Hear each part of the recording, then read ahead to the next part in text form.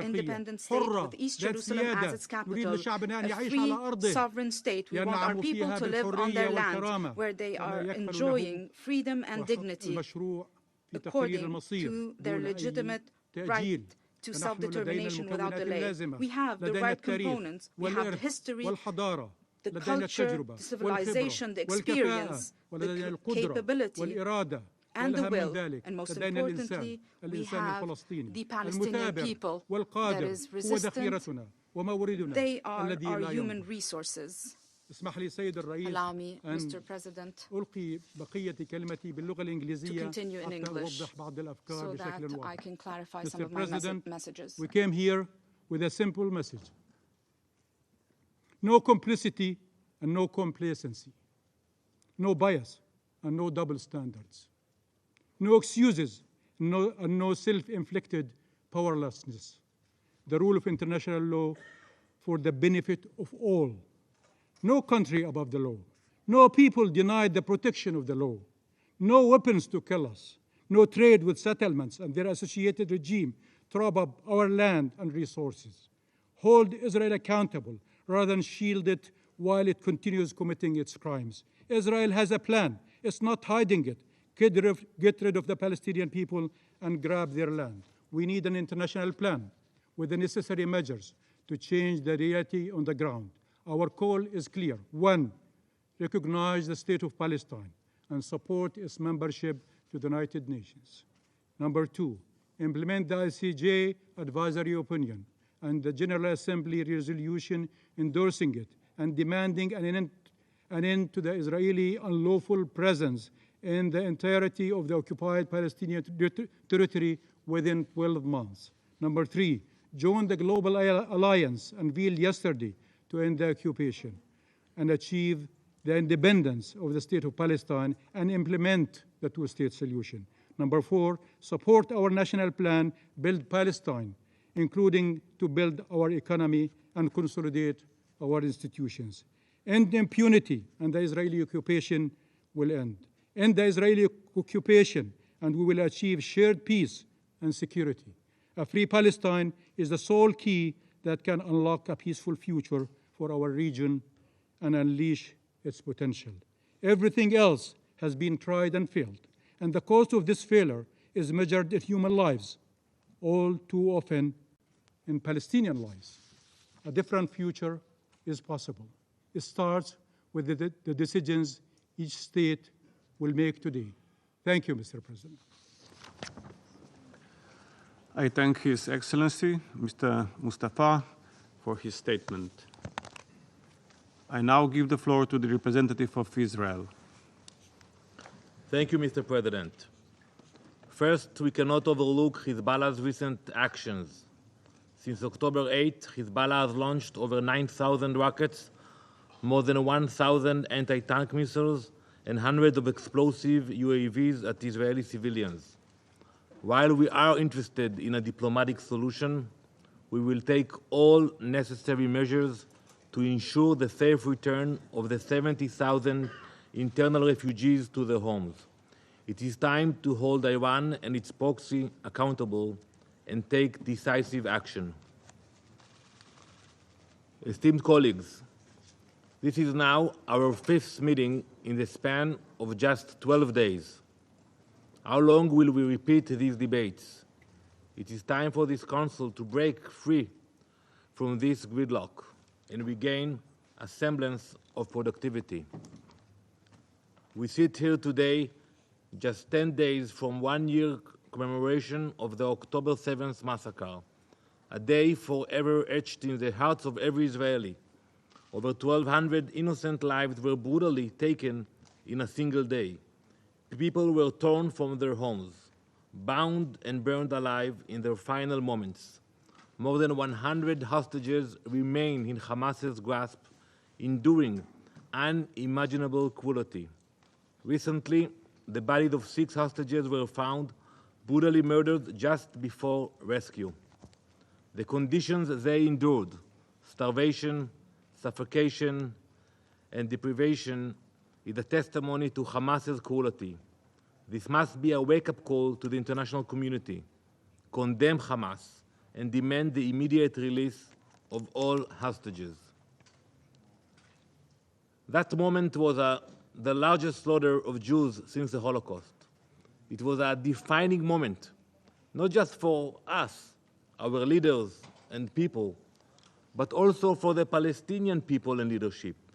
that moment of October 7th. They stood at a crossroads and were faced with a choice: to stand with humanity and peace, or align with barbarism and terror. In that crucial moment, after we got the news of the attack, the Palestinian Authority failed, exposing their lack of will, desire, and ability to be true partner for peace. Their failure has deepened doubt among many Israelis about the possibility of a peaceful future. Prime Minister Mustafa left, but I plan to ask him, how can you stay silent? How can you, as a proud representative of your people, remain speechless in the face of such barbarity? Why do you refuse to condemn Hamas and their atrocities? I listened very carefully to what he said. Never once he mentioned Hamas. Yesterday I listened to President Abbas in the General Assembly. For half an hour he spoke. Never once mentioned Hamas. The PA was presented with a clear opportunity to distinguish itself from Hamas and their brutality. But once again, they wasted it. They could have presented themselves to the world as a moderate, reasonable body seeking a peaceful future. However, the Palestinian Authority has no interest in that future. The late Abba Eben's word still ring true. He was Israeli PR here many years ago. And he said, and I quote, "The Palestinians never miss an opportunity to miss an opportunity." Instead of standing for peace, the PA used international diplomacy to shield Hamas. We saw it in the General Assembly. We see it every day here. Instead of confronting Hamas, the PA protected them. Unfortunately, the Palestinian Authority's failing ran even deeper. Not only have they failed to condemn terror, but they have encouraged it through words and policy. Through the vile policy of pay to slay, the PA has turned the murder of innocents into a profitable enterprise. Terrorists are rewarded, and their families compensated. The PA has transformed innocent Israeli blood into a form of sick currency. This is not just a betrayal of Israelis. It is a betrayal of the Palestinian people whose future is being sold off for violence. And I want to ask the distinguished minister and the Prime Minister, your government's collaboration in this violence has prolonged the conflict you claim to want to resolve. You shelter terrorists rather than condemn them. And we speak about Gaza and about the future of Gaza. And how do you expect to be part of a functional and cooperative future for Gaza when you cannot even maintain control over the areas you govern now? Look at the cities in Judea and Samaria, like Jenin and Tulkarem, which are just short rides from Ramallah, the center of the Palestinian Authority. You know as well as I do that Mr. Mustafa and Mr. Abbas and maybe Mr. Mansour, they cannot enter these areas, not anymore. They cannot go to Jenin, to Tulkarem. Your security forces refuse to confront the radical armed terrorists who are quickly seizing control. You have given over these cities and many more into the ruling hands of terrorist monsters. How can you expect to govern Gaza when you have allowed terrorist strongholds to flourish in your backyard? The international community must ask itself, how can the PA possibly be trusted with Gaza's future? Let me be clear. Israel will not stand by as terror spreads. There will be no safe haven for terrorists in Judea and Samaria or Gaza. The IDF is operating wherever necessary, focusing on areas like North Samaria, from where terrorists launch many of their attacks. Everyone here must remember, these operations would not be necessary if the Palestinian Authority met their obligations. They are both incapable and unwilling to do so. Instead of rooting out terrorism, they allow it to fester, leaving Israel no choice but to act. And that's what we do. And we have a mission to eliminate terror wherever it arises, in Beirut, in Jenin, in Gaza, and we will not stop until our citizens are safe. Distinguished colleagues, while Israel fights a war it did not seek, we have made every effort to protect Gaza's civilian population. Despite relentless attacks, we have ensured that humanitarian aid continues to flow. Well over 1 million tons of aid have entered the Strip via over 50,000 trucks. Of the more than 1 million tons of aid, over 800,000 tons have been food. We stand ready to continue to facilitate the entry of aid, and we will continue to go above and beyond our international obligations, even as Hamas continues to embed itself among civilians. These are not actions of a nation seeking destruction. As the Palestinian Authority and their allies would have you believe, and you're going to hear many ministers today, these are the actions of a nation that values life, fighting an enemy that worships death above all else. Yet the PA remains silent on these facts, choosing instead to distort reality to further their political agenda. It is time for the international community to regain its moral clarity. And you know, we see it all over, around the world. We see a clear divide between those who seek peace and those who thrive on chaos and violence. Do not waver. Do not hesitate. There is a distinction between good and evil. In each of your countries, you face radical forces, criminals, extremists, and law-abiding citizens who simply want to live in peace. The question we must ask ourselves today is this: which path is the Palestinian Authority choosing? They have to decide. They want to follow Hamas or to be something else. The PA must be forced to condemn terrorism, to renounce Hamas, and to change the radical positions that fuel this cycle of violence.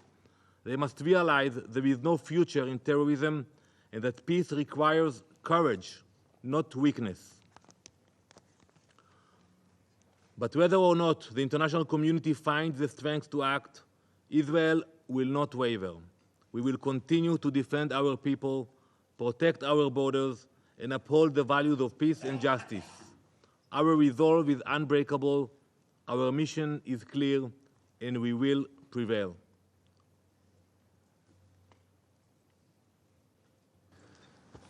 I thank the representative of Israel for his statement. I shall now make a statement in my capacity as the Prime Minister of the Republic of Slovenia. I want to start by thanking the Secretary General for his briefing and recognize a number of high-level participants at this meeting. Excellencies, after this week's debate on leadership for peace, I'm convinced that making a daily choice for peace is also a sign of courage. To ensure peace in the region, we must make tangible and bold steps to protect the two-state solution. I'm not talking about an empty slogan. We need courage from leaders in the region and from this Council to change the trajectory we are facing. Facts on the ground are making the prospects for a two-state solution almost non-existent. Firstly, I agree we can no longer stand idle. Every single leader must contribute. It has been almost a year of the war in Gaza, a year of hostages kept in the tunnels, a year which brought suffering, killing, and destruction. And this is in addition to decades of suffering, killing, and destruction of the entire occupied Palestinian territory. Many of us around the table have stepped up our efforts to ensure humanitarian assistance and contribution to different organizations, provided glimpses of humanity to the people in Gaza, including UNRWA. Merely humanitarian efforts are not enough. We need concrete political signs. Slovenia recognized State of Palestine this June, and I call on the others to do the same. The recognition of Palestine is an extremely important political sign and a message of encouragement for the Palestinians in their struggle for statehood. We must support initiatives empowering the Palestinian Authority government to take control over the entire Palestinian state and regain trust of the Palestinian people. Secondly, we must work together. This Council has adopted numerous resolutions on this conflict, including 4 on this war. ICJ has been clear in its provisional measures and its latest advisory opinion. Occupation must end. Practices and policies such as illegal settlements, settler violence, and human rights violations must end. This Council must be united and adamantly clear in its call for immediate implementation of its resolutions and decisions of ICJ. There should be no double standards and selectivity. If only one of us is not protected by the international law, none of us can no longer rely on it. Thirdly, we must act to prevent peace in the region slipping away. We can no longer express our concern about the potential regional spillover. However, the spiral of violence has gradually become more complex. This week, and in the last days, we have seen an enormous escalation in Lebanon. Attacks must cease. We call for restraint of all actors and respect of international law. The Council must clearly respond to this threat to international peace and security. We cannot let another Gaza happen. Lebanon is a further sign that we urgently need to deliver on the ceasefire deal. Fourth, we must not forget about the West Bank and East Jerusalem. As the world focuses on Gaza, the situation in the West Bank and East Jerusalem has reached a boiling point. Israeli dehumanization of Palestinians has reached a new height. The number of Palestinian children in the West Bank alone who have been killed by Israeli forces nearly tripled in a year. Death toll in the West Bank since October 7 is the highest in the last 15 years. There is a dramatic increase in the intensity of settlement expansion, which involves hatred, escalation, provocation, occupation, or terrorism. Standing for peace is through normalization of ties, negotiation in good faith, equality, and respect for international law. Only a just solution of 2 states, Israel and Palestine, side by side in peace and security, can turn a new page for the security and prosperity of the region. And what is this Council doing? Definitely not enough. I have therefore instructed our ambassador to the Security Council, to the United Nations, to start consultations on a possible new humanitarian resolution on Palestine. Thank you.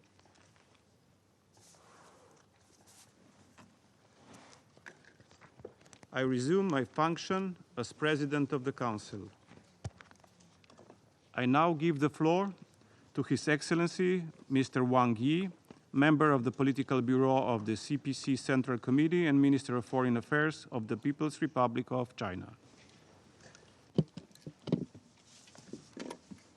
Mr. President, Mr. Secretary General, colleagues, China welcomes the convening of a high-level meeting on the Middle East, initiated by Arab countries. Under current circumstances, this meeting is highly relevant and necessary. I thank Prime Minister Golub for chairing today's meeting. We all listened carefully to the briefing of Mr. Secretary General and commend the efforts Mr. Secretary General, and the UN to mediate the Palestinian-Israeli conflict and promote peace in the Middle East. Mr. President, this round of Palestinian-Israeli conflict has lasted more than 300 days. The humanitarian crisis is unprecedented, and the tragedies of war are horrific. The people in Gaza are suffering under bombardment and blockade, and from hunger and disease. More than 40,000 civilians have lost their lives, and millions are displaced. Women and children are the first to suffer. Meanwhile, from Lebanon to Syria, from Yemen to Iran, spillovers of the crisis continue to spread. Regional hotspots are intertwined, the intensity spiral upward, and the situation in the Middle East is worrying. When the Middle East is unstable, the world is insecure. Faced with current difficulties and challenges, the international community cannot just look on, and the Security Council cannot sit idly by. China proposes 4 points. First, war and conflict must not continue. A comprehensive ceasefire must be achieved immediately. One more day of war means more civilian casualties and broken families. One more region where conflict spreads means more spillovers of crisis and hatred. We must act with the greatest sense of urgency to promote lasting ceasefire and comprehensive withdrawal of troops in Gaza. The parties to the conflict must fully implement the resolutions of the Security Council and make the decision of ceasefire, and not to take any adventurous moves that aggravate the tensions. Countries with important influence over the parties concerned should also take a sincere and responsible approach and play a more constructive role in promoting a ceasefire and effectively managing and preventing the spillover of crisis. The Lebanon-Israeli situation is worrying. The sovereignty of Lebanon should be upheld, and the people of Lebanon's safety should be protected. China opposes all moves to abuse, force, and aggravate tensions in the region. We condemn all actions that harm innocent civilians. We urge the relevant parties to take immediate action to prevent further escalation of the situation and more casualties from being created. Second, we must not deviate from letting the Palestinian people govern Palestine. We must work together for post-war governance. Gaza used to be where diverse civilizations met, but today it is engulfed in fighting. We must stick to the principles of Palestinians governing Palestine, Palestinian-led and Palestinian-owned, and take a coordinated approach on post-war governance of Gaza. We should encourage all factions of Palestine to implement the Beijing Declaration on ending division and strengthening Palestinian national unity, support the Palestinian National Authority in boosting its authority and governance capacity, and achieving effective jurisdiction over all territories of Palestine, and support the conduct of specific governance affairs with the Palestinian people at the center.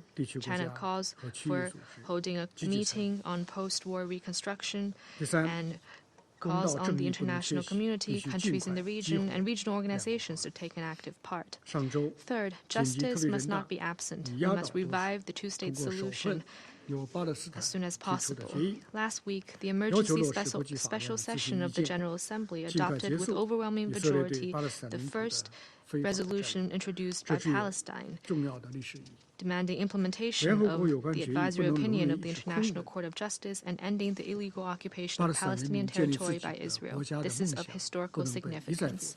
The resolution of the UN should not just be a sheet of paper, and the dream of the Palestinian people to build their own country or state cannot be negated. China urges relevant parties to immediately and comprehensively implement the resolution and to fulfill due international obligations. The Security Council should support Palestine in becoming a full member of the UN and to make new efforts for the two-state solution. China supports holding an international peace conference of larger scale, more authority, and more effectiveness, implementing a timetable and roadmap on the two-state solution in order to finally achieve the peaceful coexistence of the two countries of Palestine and Israel and harmony between the two peoples of Arabs and Jews. Fourth, international support must not be absent. We should uphold the peace and stability of the Middle East. The Middle East used used to be a highland of civilization in the past. It should not become a low point of peace today. The international community should, on the basis of supporting the will of Middle East countries, support them in using their wisdom to settle hotspot issues in the region. Under the premise of mutual respect, fairness, and justice, we should work to create a security architecture that fits the history and reality of the Middle East and accommodates the legitimate concerns of all parties. We should support UN peacekeeping operations in the region in effectively fulfilling their mandate to promote de-escalation and peace and development. The international community should step up humanitarian assistance and ensure the effective access of humanitarian supplies, support the UN or UNRWA in playing its important role. Countries yet to resume funding for UNRWA should resume funding as soon as possible. We should help countries in the Middle East, especially those affected by the conflict, to achieve sustainable development and cement the foundation for lasting peace. We should firmly oppose external pressure and interference and help the Middle East get rid of the shadows of conflict and confrontation. Mr. President, China is a strategic partner of the Middle East countries. We have always been a builder of peace, a promoter of stability, and a contributor to development in the Middle East. China never interferes in the internal affairs of Middle East countries, never draws spheres of influence in the region, and never fish selfish geopolitical gains using hotspot issues. What we do is for restoring peace and stability in the Middle East, to help the countries achieve stability and prosperity and deliver a happy life to the people there. War is a test of human conscience and justice, and peace requires the wisdom and determination of all countries. China stands ready to work with Arab and Muslim countries and all peace-loving countries that advocate justice to work for an early ceasefire, prevent spillover of the conflict, implement a two-state solution, and promote peace in the Middle East. Thank you, Mr. President. I thank His Excellency Mr. Wang for his statement.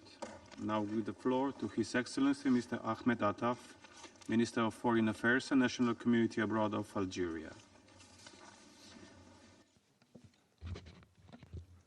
شكرا لكم السيد الرئيس على استجابتكم الكريمة لطلبنا بعقد هذا الاجتماع، والشكر موصول كذلك للسيد الأمين العام أنطونيو غوتيريش على إحاطته الدقيقة والمعبرة حول الملف الذي يشغلنا اليوم.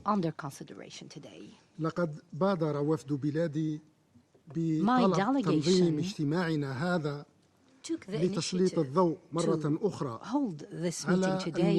على المسؤولية الملقاة على عاتق مجلس الأمن تجاه ما تشهده غزة من إبادة جماعية متواصلة منذ ما يقرب العام كامل، وتجاه ما تشهده منطقة الشرق الأوسط راهنا من تصعيد إسرائيلي خطير This dangerous Israeli escalation that portends an all-out regional war that could blow the peace and security and stability of everyone. This is a legal, political, moral, and human responsibility shouldered by our Council.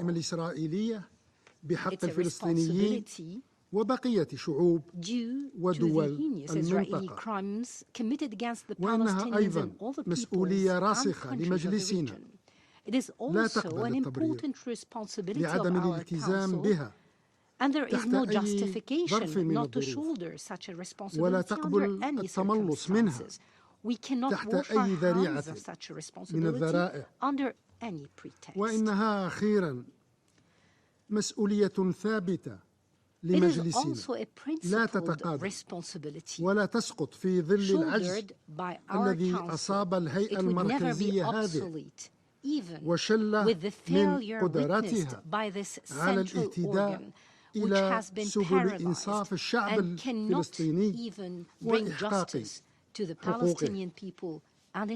لقد التأم مجلسنا هذا عشرات المرات منذ بدء العدوان الإسرائيلي الغاشم على غزة، horrific وقد Israeli أسفرت aggression هذه against الاجتماعات بعد طول مداولاتها وتعسر مفاوضاتها إلى اعتماد قرارين وحيدين يطالبان بوقف إطلاق النار في هذه الأرض الفلسطينية الجريحة، وهما القراران اللذان لم يعر لهما الاحتلال الإسرائيلي الاستيطاني أي اعتبار ولا أدنى تقدير ولا أقل احترام، بل على العكس من ذلك تماما راح يمعن في جرائمه الشنعاء وانتهاكاته الصارخة وممارساته اللا إنسانية دون أن يلقى أي ردع حاسم أو أي إدانة صريحة أو حتى أبسط لوم أو انتقاد من لدن مجلسنا هذا.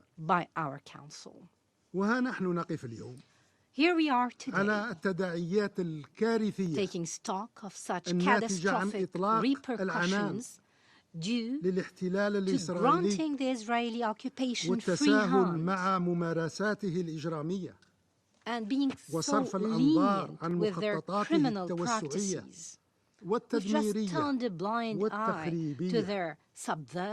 فبعد أن كنا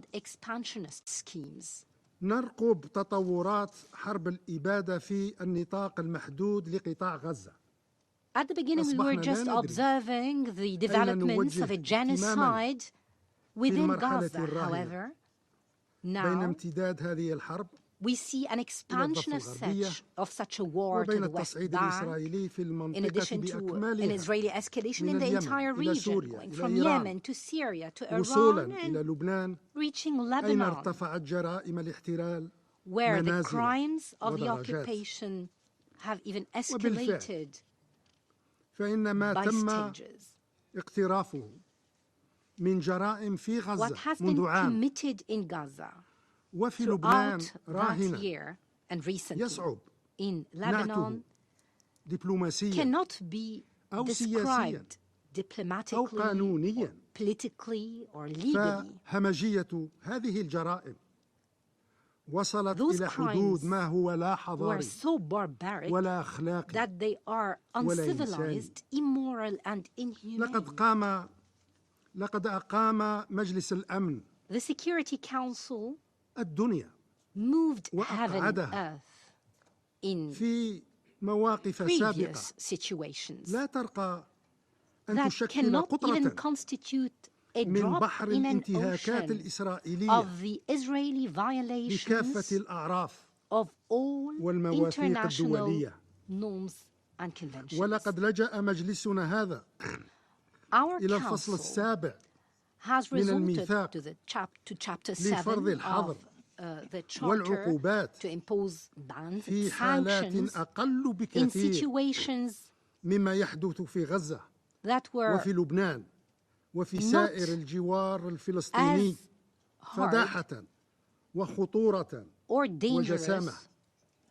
ولقد كان مجلسنا هذا وراء تحريك الهيئات القضائية الدولية وتأديبها في مواضع لا تقارن البتة مع هول وهمجية ما شهدناه ولا نزال نشهده من جرائم الاحتلال الإسرائيلي.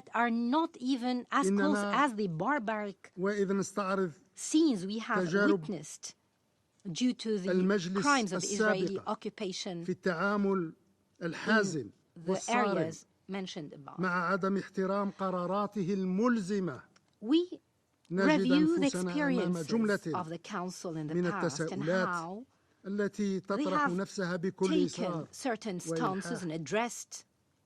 إلى متى؟ إلى متى يبقى الاحتلال الإسرائيلي الاستيطاني يحظى بنظام خاص من اللامساءلة واللامحاسبة واللامعاقبة، نظام ينطبق عليه دون سواه؟ إلى متى؟ إلى متى يبقى هذا الاحتلال محرر اليدين till when will we give free ومطلق hand السراح to this occupation? Till when we will let it be free to continue مثل ما يشاء ويدوس الشرعية الدولية أينما شاء international legitimacy wherever they want, trampling upon the peace and security of the region as they wish, أن يتحمل without أو يحمل تبعات أفعاله the responsibility وعواقب ممارساته. such acts وإلى and متى؟ actions, and without إلى متى us يبقى هذا making them الاحتلال carry that يتمادى responsibility? في طغيانه Until when this occupation will continue with وكأنه this يملك tyranny بيديه and despotism, مصير as if ومستقبل they الفلسطينيين have a free hand in the بل مصير destiny and future of ومستقبل Palestinians. المنطقة It's برمتها even the destiny and دون أن future يتم of the entire وضع region حد لهذا without التجبر putting any ولهذا end الغرور. to such arrogance. إننا نعتقد جازمين We firmly ومخلصين and sincerely أن الإبقاء believe على وضع كهذا يعني that الرهان على keeping الأسوأ، the status quo is الرهان a على bad تشجيع bet.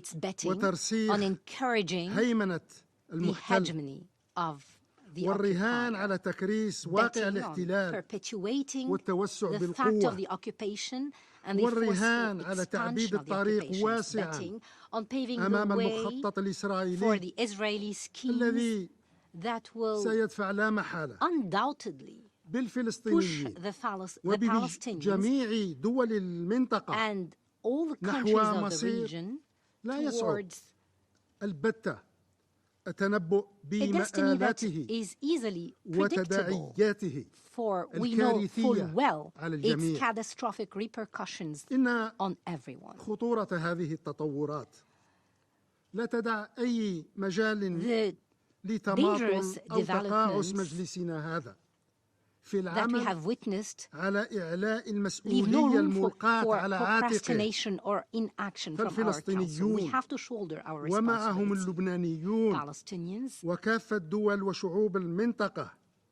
لا the يطلبون Lebanese, and المستحيل all the peoples and أو countries المحال. of the region إنهم are not يطلبون calling for the impossible. They تحرك are merely مجلسنا هذا لوقف ما asking our يطاله council من to تقتيل act to put an وتنكيل end to the killing, وخراب torture, وتدمير and destruction.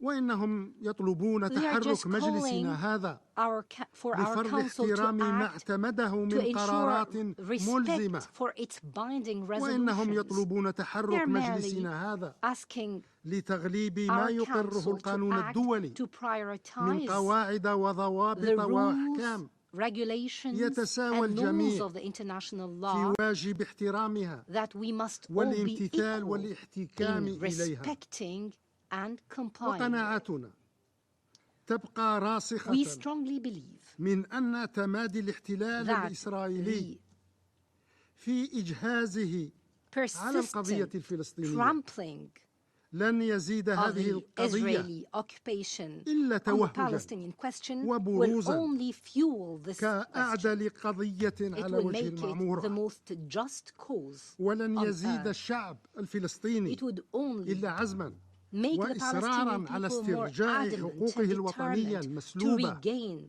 ولن their يزيد full and المجموعة national rights. It الدولية would only إلا إيمانا enhance the بأحقية وحتمية faith and إقامة certainty of the الدولة international الفلسطينية community المستقلة والسيدة the كحل right عادل and كحل necessity دائم for Palestinian كحل نهائي statehood. It's a للصراع just, العربي lasting and الإسرائيلي final solution to the وكشرط Arab-Israeli لا غنى conflict. It's عنه an imperative لاستعادة and الأمن indispensable condition والاستقرار to bring في about منطقة الشرق الأوسط security and قاطبة. stability in the وشكرا entire سيادة Middle East الرئيس. region. Thank you, Mr. President. I thank His Excellency Mr. Attaf for his statement. And now I give the floor to His Excellency Mr. Hugh Hilton Todd, Minister for Foreign Affairs and International Cooperation of Guyana.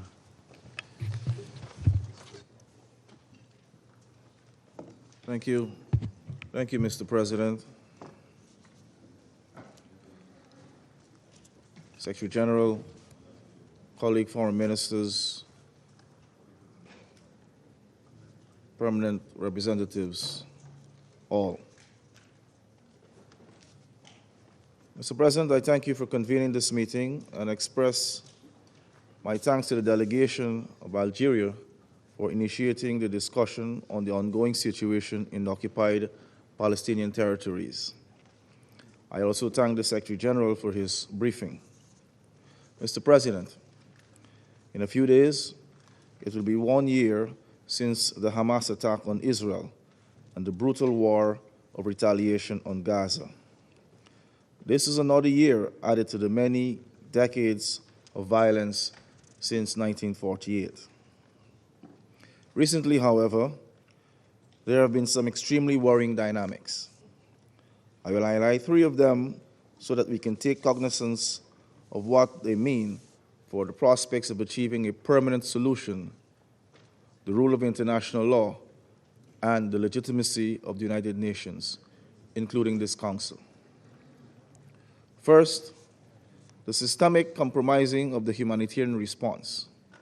It is characterized by reduced access into Gaza, restrictions on the entry of life-saving necessities, non-functioning deconfliction mechanisms, targeted attacks on humanitarian personnel, including those of the United Nations, as well as targeted attacks on civilian infrastructure, including schools and hospitals.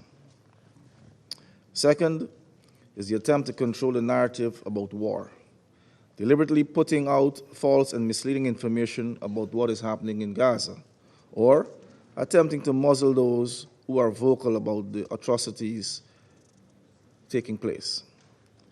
We have heard, for example, that there is no challenge regarding the supply of humanitarian assistance to Gaza, except the United Nations' inability to handle the flood of aid.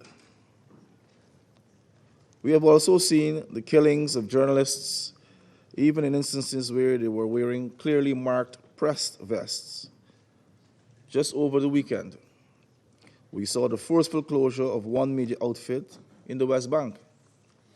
The misinformation campaign against UNRWA and its unproven accusations cost the agency dearly at the beginning of this year.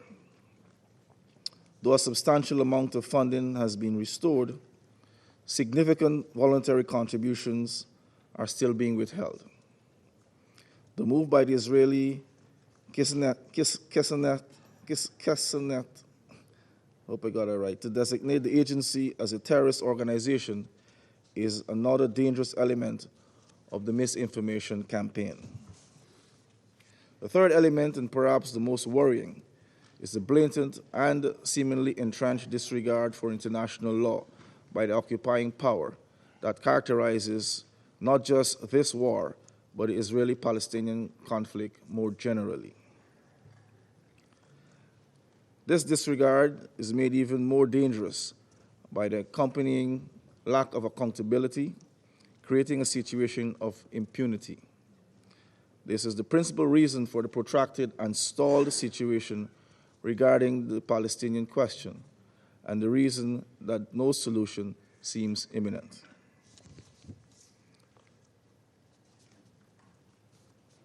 Mr. President, I conclude with 3 appeals. 1, we need an immediate ceasefire in Gaza, the release of all hostages and illegally detained Palestinians, and an end to the campaign of violence in the occupied West Bank, including East Jerusalem. We also need a de-escalation of tensions across the region and for all parties, including Israel, to cease their provocative actions.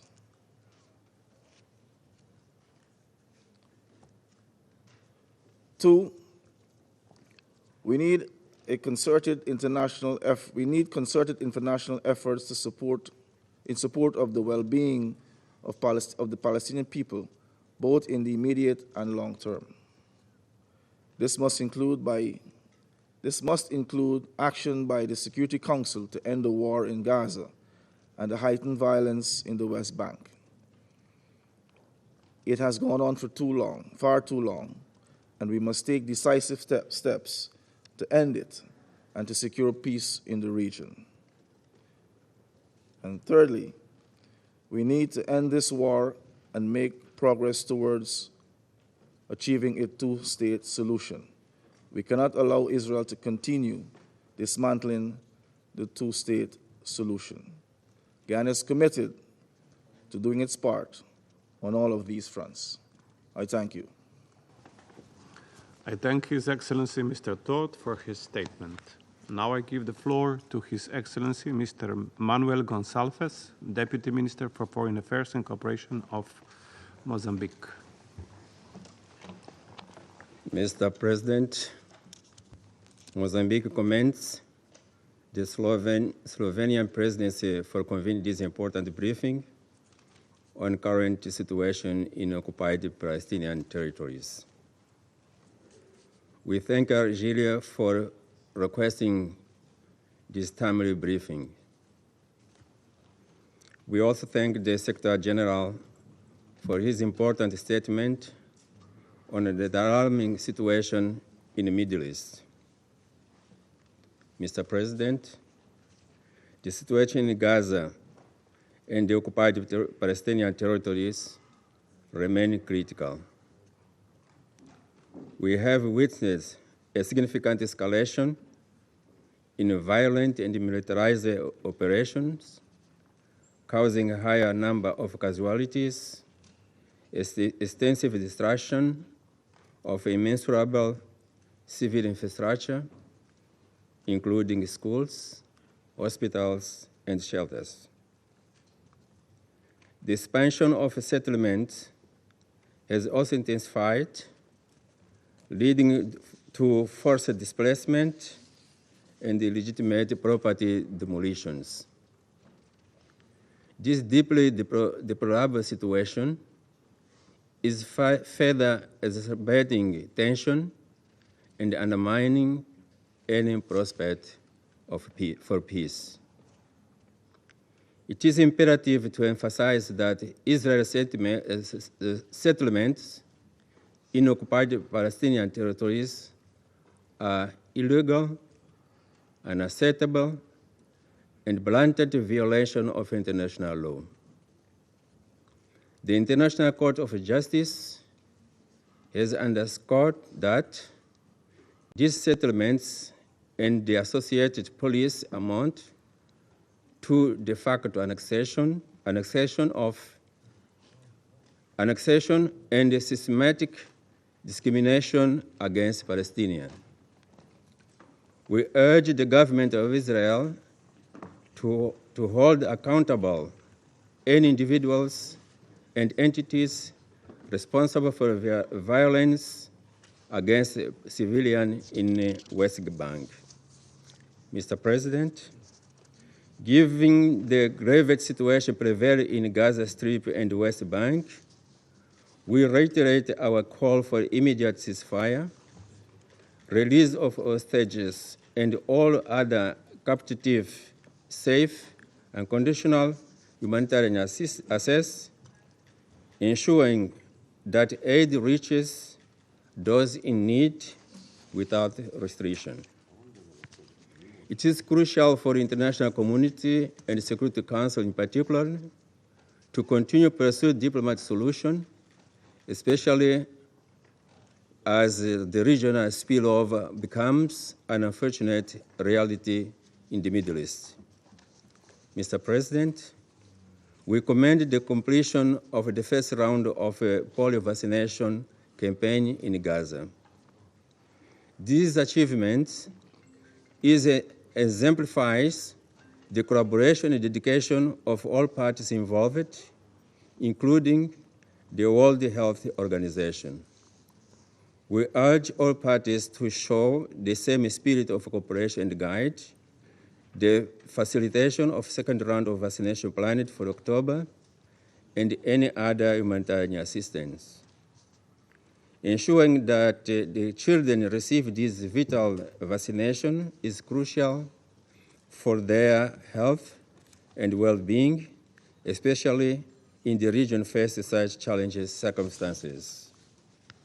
Mr. President, in the light of current crisis in the occupied Palestinian territories, including Gaza Strip in particular, we are of view that this Security Council must take the following set of urgent actions. 1, call for direct dialogue between the parties. 2, influence the parties to de-escalation. 3, halt the regional expansion of the conflict. 4, ensure scrupulously respect for international humanitarian law and international human rights.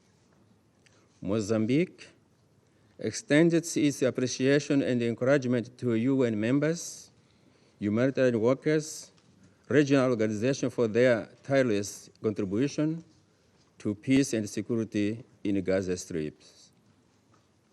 We reiterate our consistent and unwavering commitment to the vision of a two-state solution where two democratic states, Israel and Palestine, as full members of the United Nations, coexist peacefully and securely within recognized borders consistent with international law and the relevant United Nations resolutions. Mozambique further stresses the importance of unifying the Gaza Strip with the West Gaza and the Palestinian Authority. Thank you so much, President. I thank His Excellency Mr. Gonzalez for his statement. I now give the floor to His Excellency Mr. Sergei Lavrov, Minister for Foreign Affairs of the Russian Federation. Thank you, Madam President. Distinguished ministers, colleagues, ladies and gentlemen, we thank the Secretary General for his assessment of the situation in the Middle East with a focus on the unprecedented level of confrontation on the occupied Palestinian territory and on the Lebanon-Israeli border area. This is a conflict which is also having consequences in other parts of the region, with fallout being felt in the Red Sea and the Gulf of Oman. The vast area of the entire Middle East and North Africa continue to have hotbeds of instability persisting. The spiraling violence has gone far beyond the area of the Arab-Israeli confrontation, destabilizing the situation not just in the above-mentioned regions, but also in the Mediterranean Sea, the and in North Africa as a whole. The root cause of these crises has been and remains the fact that the Palestinian issue remains unresolved. At the epicenter of the current confrontation, there is the Gaza Strip, where what began in October 2023, I refer to the latest wave of military operations. This has become the most brutal and lengthiest in the entire succession of Arab-Israeli wars. The number of the dead has surpassed 41,000. The number of the wounded and missing persons is nearing 100,000.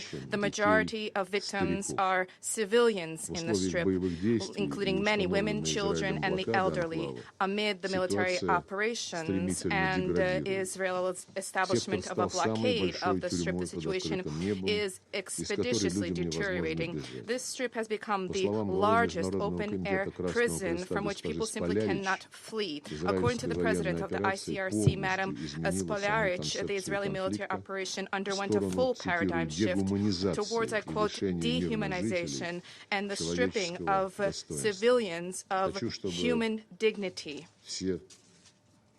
I would like everybody to recall our steadfast position, which remains unchanged. There is no justification for the terrorist attack on 7. However, collective punishment against all Palestinians is unacceptable. I recalled the figures of the dead civilians, 41,000 in 1 year after the 7th of October. This is double, more than double, the number of civilians killed on both sides of the conflict in Ukraine in 10 years after the brutal coup which took place in February 2014. In 1 year, 2 times more Palestinians were killed than in 10 years of civilian casualties on both sides in Ukraine. Despite the fact that both the Security Council and the General Assembly adopted a number of resolutions with call for a ceasefire and the establishment of sustained humanitarian access to Gaza, the Israeli army operation is ongoing. 10 days ago, the General Assembly adopted a resolution in support of the advisory opinion of the ICJ, which explicitly refers to the illegal nature of the Israeli occupation of Palestinian lands and the need to bring this to an end. The overwhelming majority of the Council's membership supported this initiative to achieve a just and lasting resolution to the Palestinian-Israeli conflict and for the exercise of the rights of the Palestinian people to establish their own independent state within the 1967 borders with East Jerusalem as its capital.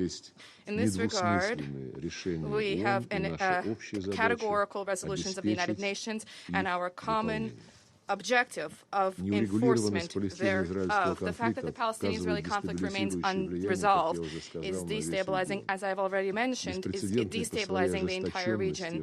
The unprecedented brutality and devastation of the consequences in Gaza has triggered a sharp escalation in the Lebanon-Israeli confrontation, and the images of the ongoing strikes along the blue line and within Lebanon and Israel have circulated around the world.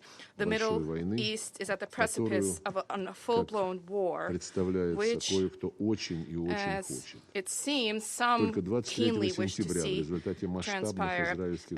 On the 23rd of September alone, as a result of large-scale Israeli bombardment of Lebanon, at least 558 people died. This includes 50 children, 94 women, more than 1,600 people were wounded. According to the UNICEF mission in Lebanon, the UNICEF representative in Lebanon, in 1 day in Lebanon, more people were killed than in the past 11 months.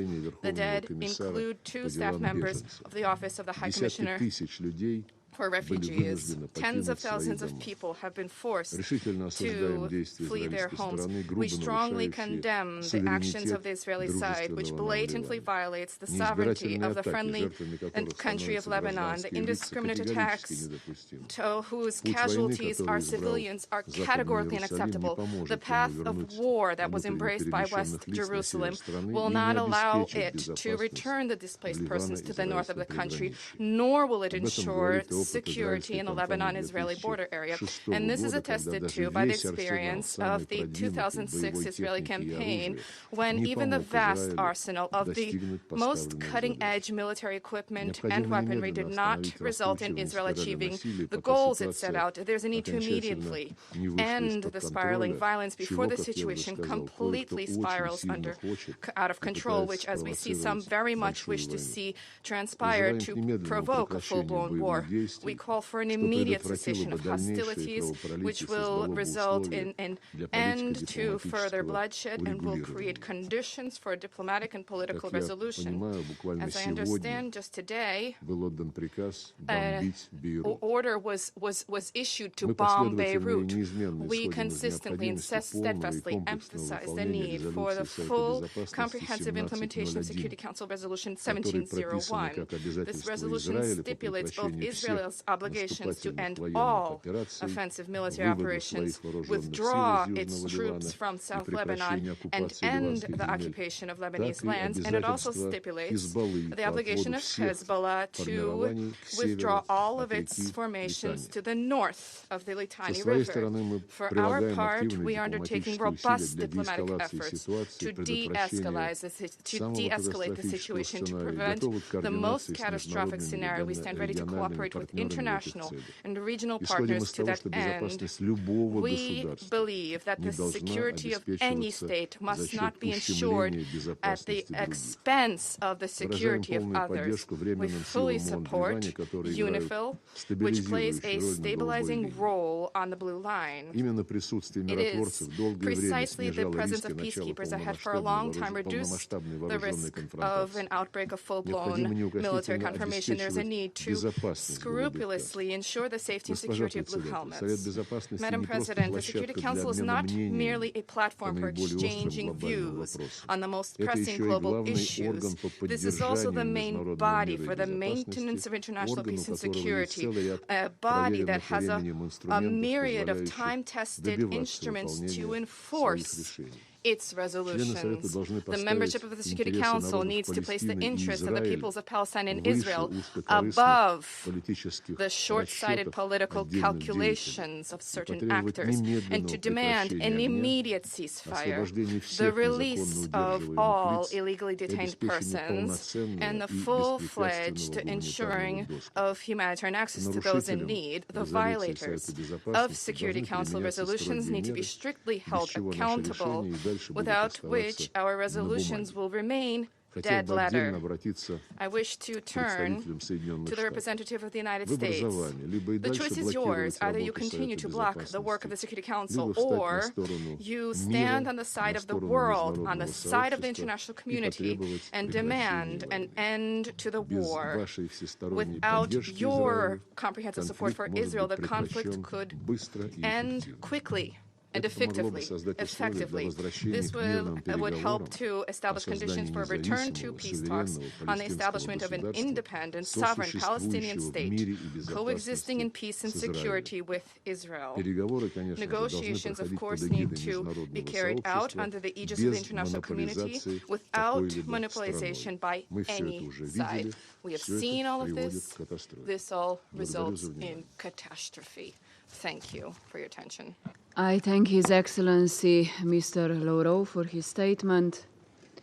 I now give the floor to His Excellency Lord Ray Collins of Highbury, Parliamentary Under-Secretary of State for the Foreign, Commonwealth and Development Office of the United Kingdom of Great Britain and Northern Ireland. Thank you, President. President, let me start by underscoring a very clear message from my government. We need an immediate ceasefire and release of hostages in Gaza now, and we need an immediate ceasefire across the Lebanon. Larger regional war, even more devastation and suffering. Unfortunately, as we have seen both on the ground today with further strikes in Beirut, and as we have heard from speeches in the General Assembly Hall, the escalation continues. We urge Israel and Hezbollah to heed the calls of the United Kingdom and our partners to immediately agree a 21-day ceasefire. Calm heads must prevail to end this cycle of violence. President, today's meeting was called to focus on the dire situation in the occupied Palestinian territories. Almost 1 year into the conflict, 41,000 Palestinians have been killed, and hundreds of thousands of innocent civilians lack access to clean water and sanitation, facing the threat of disease and famine. And 101 hostages are still held by Hamas in horrific conditions, as Israel and its people continue to reckon with the aftermath of the worst terrorist attack in history. It is clear that there can be no military solution to this conflict. Israel and Hamas must agree a deal urgently. In the meantime, Israel must fulfill its commitment to flood Gaza with humanitarian aid. Sadly, this has not yet materialized. Ahead of a winter, Israel must ensure that the right supplies and equipment can enter Gaza to protect vulnerable families. And it must ensure it complies with its obligations under international humanitarian law to protect civilians. Only last week, over 200 Palestinians were killed in Gaza, and many continue to live under a relentless barrage of attacks, unsafe in the shelters where they seek refuge. The United Kingdom is also deeply concerned by the situation in the occupied West Bank. We call on Israel to exercise restraint, adhere to international law, and clamp down on actions of those who seek to inflame tensions. The closure of Al Jazeera's offices in Ramallah by the IDF is contrary to the democratic principles that Israel is rightly proud of. Media freedom and security of journalists must be respected. President, without a revitalized political process towards a two-state solution, we will not achieve a sustainable peace. We need galvanized international efforts to this end and to realize a safe and secure Israel alongside a safe and secure Palestinian state. This must include the reunification of Gaza and the West Bank, including East Jerusalem, in line with 1967 borders and under the effective control of the Palestinian Authority. President, planning for Gaza's future must also put Palestinians at the center of governance, security, recovery, and reconstruction efforts. This is the only way to deliver a lasting stability. Together, we must stop the region slipping into a deeper crisis and pull it back on the path towards a peaceful future. Thank you. I thank His Excellency Lord Collins of Highbury for his statement. I now give the floor to the representative of the Republic of Korea.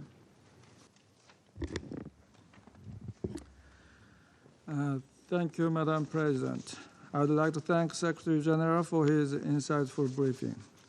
As my delegation reiterated at this week's Security Council briefing on Lebanon, we are deeply troubled by the heightened hostilities across the Blue Line.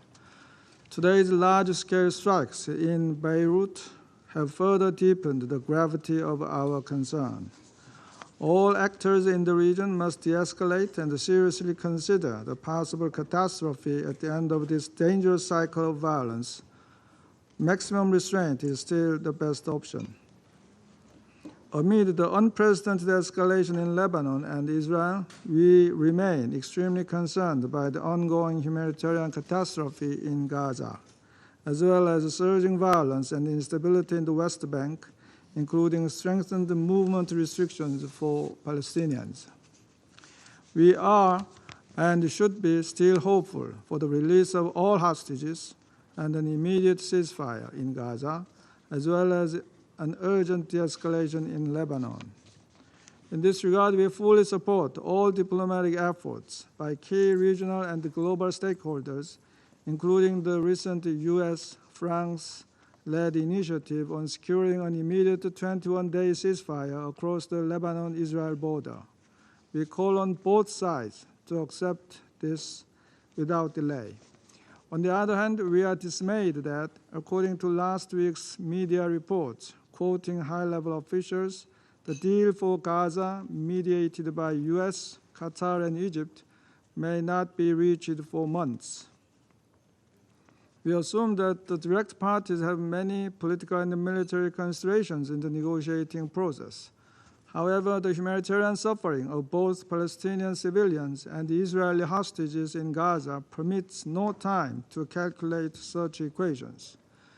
As humanitarian suffering deepens in Gaza and the West Bank, the foundation of long-term peace will further deteriorate and break down with multi-generational resentment and anger. Thus, a swift ceasefire is essential for not only to relieve the current humanitarian suffering, but also to establish the conditions requisite for durable peace and stability in the Middle East. Madam President, the current conflict in Gaza has a disproportionate impact on children, with a total shutdown of education throughout Gaza. However, even in this dark reality, we are witnessing a glimmer of hope for the future of these children through the selfless devotion of humanitarian workers. We applaud efforts led by UNRWA to establish temporary learning sites for more than 30,000 children. And it is painfully clear that additional efforts are greatly needed to restore, at least partially, the destroyed education system in Gaza, where 85% of school buildings have been damaged and more than 6,500 students have been out of class since October 7. Education is not only a fundamental human right enshrined in the Universal Declaration of Human Rights, but also a crucial base to construct a brighter future and to cut the multi-generational inheritance of resentment and mistrust, both in Palestine and Israel. In this connection, we urge Israel to stop all strikes on schools. International humanitarian law must be upheld everywhere and at all times, and all parties must comply with their obligations. Children and schools must be protected for the sake of Gaza's future and for long-term peace in the Middle East and beyond. Madam President, yesterday's informal interactive dialogue between this Council and the Arab League provided a timely opportunity to listen to the sincere ideas and common vision of the Arab League. We appeal to all players in the region, including Israel and non-state actors, to pay heed to these strong calls from their neighbors. The region is tiptoeing towards even hotter flames, but there is still time to turn back and extinguish these fires through reinvigorated diplomacy and implementation of relevant Security Council resolutions. I thank you, Madam President. I thank the representative of Republic of Korea for their statement. I give the floor to the representative of Ecuador. Gracias. Thank you, Señora Presidenta, Madam President. saludo y agradezco al I Secretario wish to General por greet su and thank informe the Secretary en esta General for reunión his briefing convocada at para this abordar la meeting that was situación en el convened to territorio address the palestino situation in the occupied Palestinian Colegas, territory. Colleagues, sobre la situación on palestina, the situation in el Ecuador ha Palestine, mantenido Ecuador has históricamente una historically posición de respaldo a una supported solución política negociada, political, definitiva negotiated, y justa lasting entre las and partes, just solution con la for the existencia de dos parties, estados, with the Palestina e existence of Israel, two states, sobre la Palestine and base de las Israel, on the fronteras de basis of 1967 1967 borders and the relevant entre resolutions. la These 2334 include adoptada en el 2334, 2016 por este adopted by Consejo, this Council in precisamente sobre el 2016 on territorio none palestino other ocupado. than the occupied Palestinian La territory. declaración de la The presidencia de este presidential Consejo de statement febrero del adopted by this 2023 Council in February se opone 2023 enérgicamente a todas las fervently medidas opposes unilaterales all que unilateral obstaculicen measures la which paz may hamper y pongan peace en and riesgo la solución imperil the biestatal. two-state solution. Entre estas medidas Such están la measures construcción y include the expansión de construction and asentamientos, expansion of la settlements, confiscación de land tierras, grabs, la pretendida the legalización de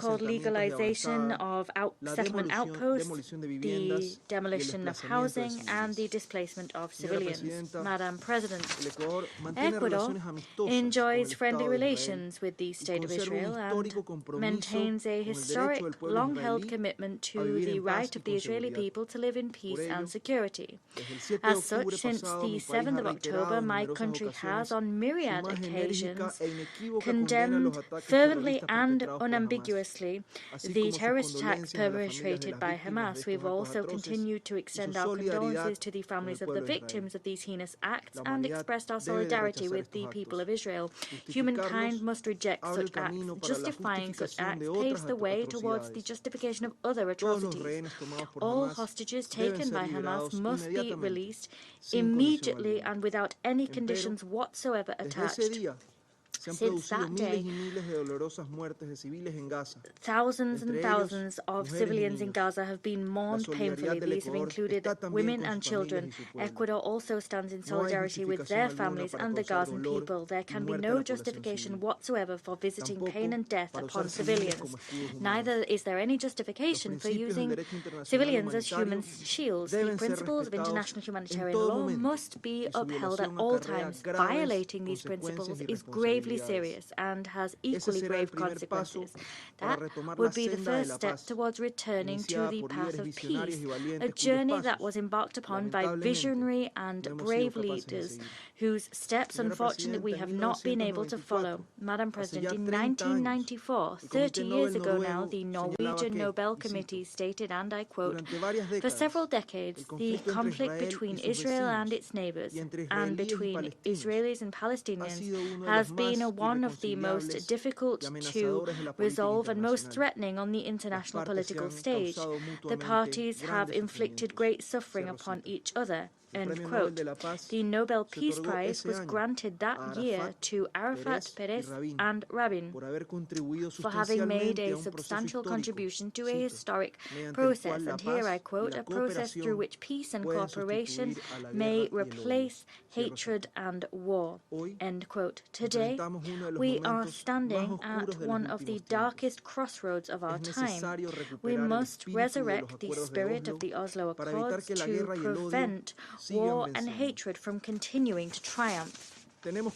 We have to avoid this conflict continuing to drag on for decades due to political interests and a lack of courage. Extremism and barbarism must be stopped.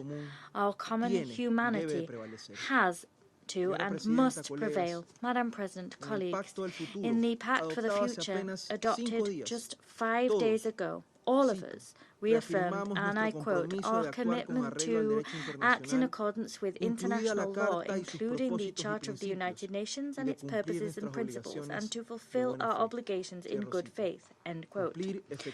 Honoring this commitment effectively without excuses or prevarication will pave the way towards peace. Thank you. I thank the representative of Ecuador for their statement. I give the floor now to the representative of the United States. Thank you, Madam President, and thank you, Mr. Secretary General, for your briefing. Colleagues, this is a decisive moment for the region. As President Biden said earlier this week, and I quote, "all-out war is possible." But colleagues, all-out war is not inevitable. We are all too aware of the strong headwinds. However, there is still an opportunity to have a ceasefire with hostage release in Gaza and a diplomatic resolution of the conflict between Israel and Hezbollah. Doing both, alongside efforts to integrate Israel into the region, could reinforce peace and stability, and it could breathe new life into what I think we all recognize has been a lack of progress toward a two-state solution. The decision to embrace that change, to take the difficult steps necessary to achieve a more safe, peaceful, prosperous future for all, lies not in the hands of the Security Council, but in the hands of decision makers in the region. But this council can support progress in the right direction. We can create opportunities for the forces of change to ultimately triumph over the forces of violence and terrorism, division, and despair. That is what President Biden has worked to achieve this past year. This work hasn't been without setbacks, and it certainly hasn't been easy, but he believes, and I believe, that the building blocks are there. First, a 21-day ceasefire between Hezbollah and Israel, which would provide space for a diplomatic solution consistent with Resolution 1701 that pulls Hezbollah forces back from the border and allows people to safely return to their homes in both countries. We've been working tirelessly to achieve this outcome and encourage all member states to support the proposal that the United States and other countries put forward earlier this week. Second, the framework for a ceasefire with release of hostages in Gaza is endorsed by this Council in Resolution 2735, which would end the war, allow for a surge of humanitarian assistance, and set the stage for the reunification of Gaza and the West Bank under a revitalized Palestinian Authority. And third, the potential historic normalization agreement between Saudi Arabia and Israel, which would further bind together Israel and the Arab world and help marginalize the terrorist proxies that are funded, armed, and sponsored by Iran, sowing chaos across the region. Achieving these 3 steps would require political will, but would make Israel more secure, and it would create the conditions for a better future for the Palestinian people, a future in which they enjoy equal dignity and security, freedom and self-determination. Colleagues, in just 10 days, we will mark the 1-year anniversary of October 7th. 1 year since Hamas killed 1,200 people, murdering children in front of their parents and parents in front of their children. 1 year since Hamas unleashed sexual violence as a weapon of war. 1 year since Hamas took hundreds more hostage, including Americans and citizens from more than a dozen countries, some of which sit on this council. As President Biden said, the world must not flinch from the horrors of October 7th. Any country would have the right and responsibility to ensure that such an attack could never happen again. Israel is no different. With that, we must all recognize that allowing the terrorist group that committed this carnage to dictate the terms of peace is hardly a recipe for regional stability. And even as we press for a ceasefire and demand that all parties to the conflict protect civilians and humanitarian personnel, we all must not forget that Hamas continues putting civilians at risk every day in Gaza. But its refusal to accept the ceasefire deal on the table, by its continued practice of hiding fighters and commanders in schools and hospitals and tunnels under civilian infrastructure. Now there are members of this council that won't even utter the word Hamas, let alone condemn its brutality on October 7th and after it. But colleagues, acknowledging that reality does not mean ignoring the plight of the Palestinian people. We mourn the tens of thousands dead, nearly 100,000 injured this past year. Nor does it relieve pressure on Israel to protect civilians. Quite the opposite. What's more, while our eyes rightfully turn to the situation in Gaza and Lebanon, we cannot forget that Palestinians living in the West Bank have been subjected to violence from extremist settlers, watching in horror as their homes are set on fire, their olive trees uprooted, their land seized for illegal outposts and settlements. Their suffering, too, matters. Their humanity, too, matters. The current situation is so very clearly unsustainable. And while I wish there was a shortcut to peace, we know that's not the case. Not in the General Assembly, and not here in the Security Council, which has repeatedly underscored that a lasting and comprehensive resolution of the Israeli-Palestinian conflict can only be achieved through direct negotiations between the parties, consistent with the principle of land for peace, previous resolutions, and international law. And so the United States will continue to oppose unilateral measures that undermine the prospects of negotiations toward a two-state solution. That includes one-sided resolutions like the one recently adopted by the General Assembly, which do little to bring Palestinians closer to a democratic state of their own.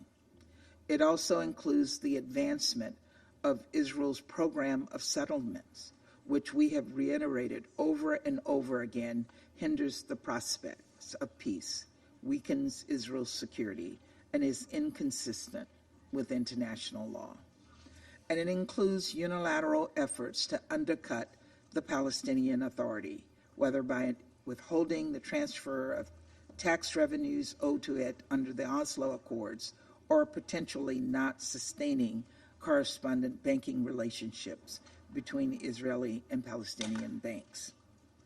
We have been clear to Israeli officials that these relationships are necessary for preventing a deepening economic crisis in the West Bank, and that a lapse of these legitimate financial efforts would increase the risk of illicit financing, undercutting Israel's security. Colleagues, we have a shared responsibility to enable diplomacy between the parties.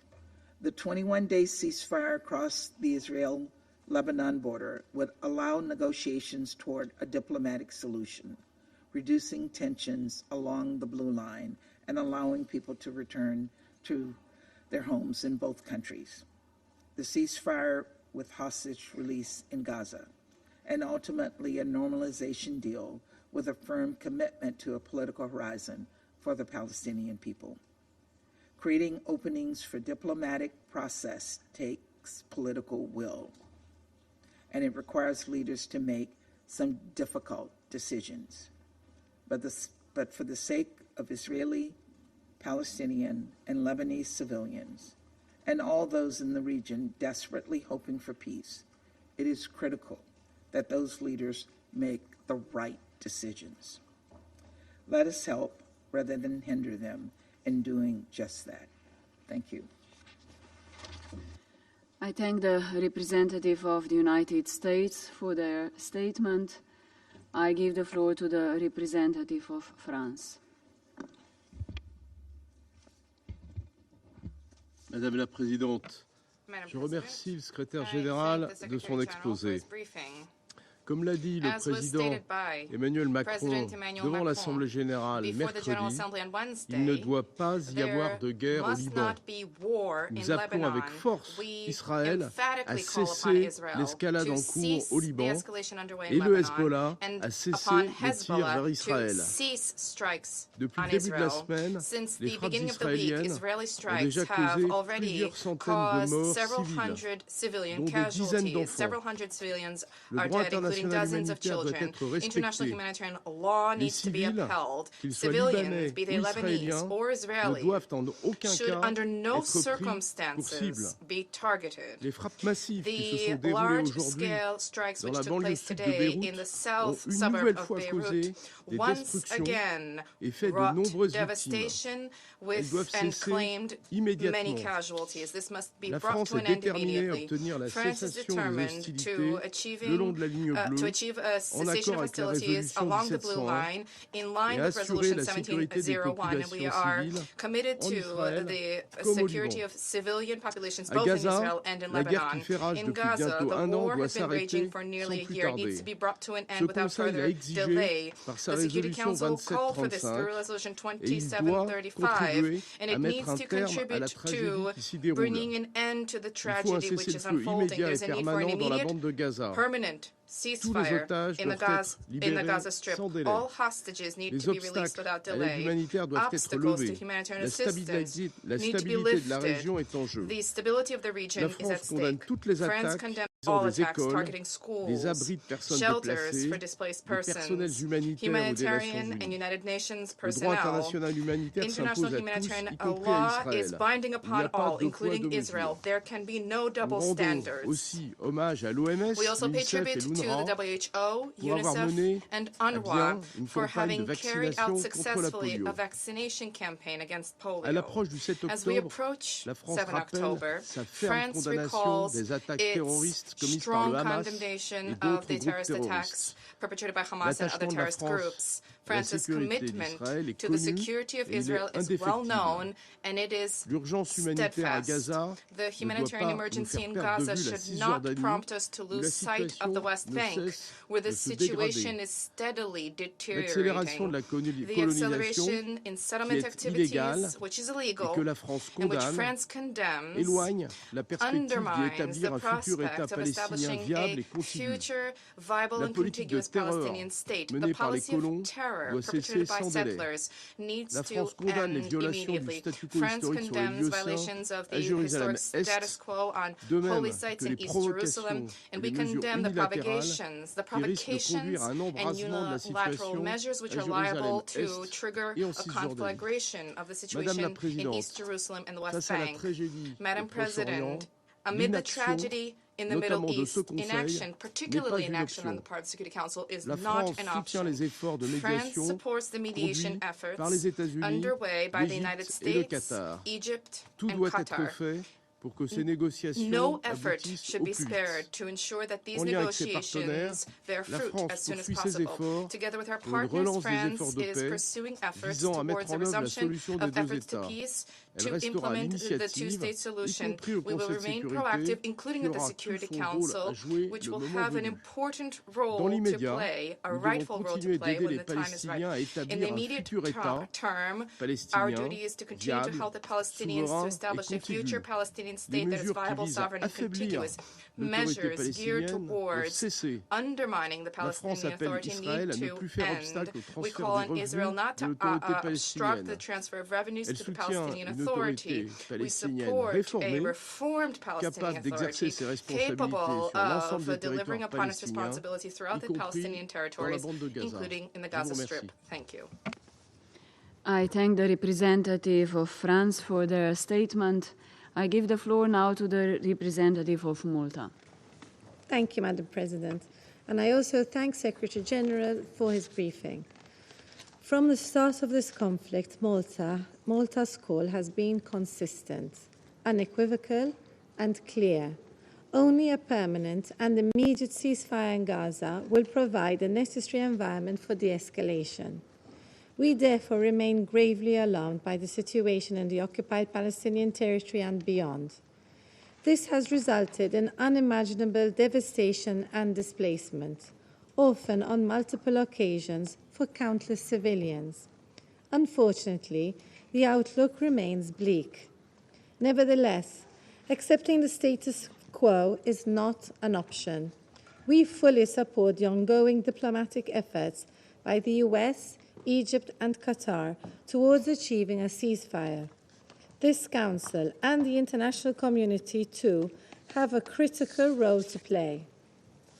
Meanwhile, 110 hostages are still held captive by Hamas, forced to endure unimaginable conditions for almost a year. They must be released immediately and unconditionally, and reunited with their families and loved ones. At the same time, the humanitarian needs of the civilian population in Gaza are immense. More than 41,000 Palestinians, the majority of whom are women and children, have been killed. Israel's continued strikes continue to render the entire strip uninhabitable. While the UN is working tirelessly to prevent a polio epidemic, the health crisis has only deepened. Compromised hospitals suffer crippling shortages of fuel and medicine, all as acute levels of hunger persist. As children worldwide start their scholastic years, schools in Gaza continue to be attacked. The ongoing insecurity, including attempts to use educational facilities for non-education purposes, deprives children of their safety and access to education. Additionally, the dignity, safety, health, and rights of women and girls have been gravely undermined. They face a multitude of threats and hardships, including those due to rampant lawlessness and criminality within desperate communities. It is unacceptable that international humanitarian law, including the principles of distinction, proportionality, and precaution, and international human rights law, continue to be flagrantly disregarded. We further reiterate that Israel has a responsibility to provide adequate, unimpeded access for humanitarian aid into and across the Gaza Strip, including through opening all crossings. President, Malta is also gravely concerned that the situation in the occupied West Bank, including East Jerusalem, is quickly edging towards catastrophe. This cannot be allowed to occur.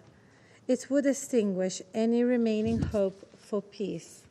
Civilian death and destruction caused by Israeli military operations and escalating settler violence combined with demolitions, forced displacement, and intimidation, are rendering conditions unlivable for Palestinians.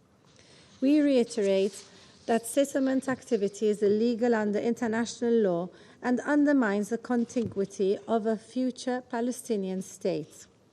In line with the ICJ advisory opinion of 19 July and the General Assembly resolution adopted last week, Israel is under an obligation to end its unlawful presence in the occupied Palestinian territory as rapidly as possible. President, as the world continues to witness unprecedented regional suffering, which has now alarmingly spilled over into Lebanon, the latest news coming out of the country is deeply concerning, and we are monitoring developments closely. We stress that further escalation will not lead to a resolution of this conflict. We call on all parties to exercise utmost restraint and to de-escalate the situation through diplomacy and the agreement of a sustained ceasefire.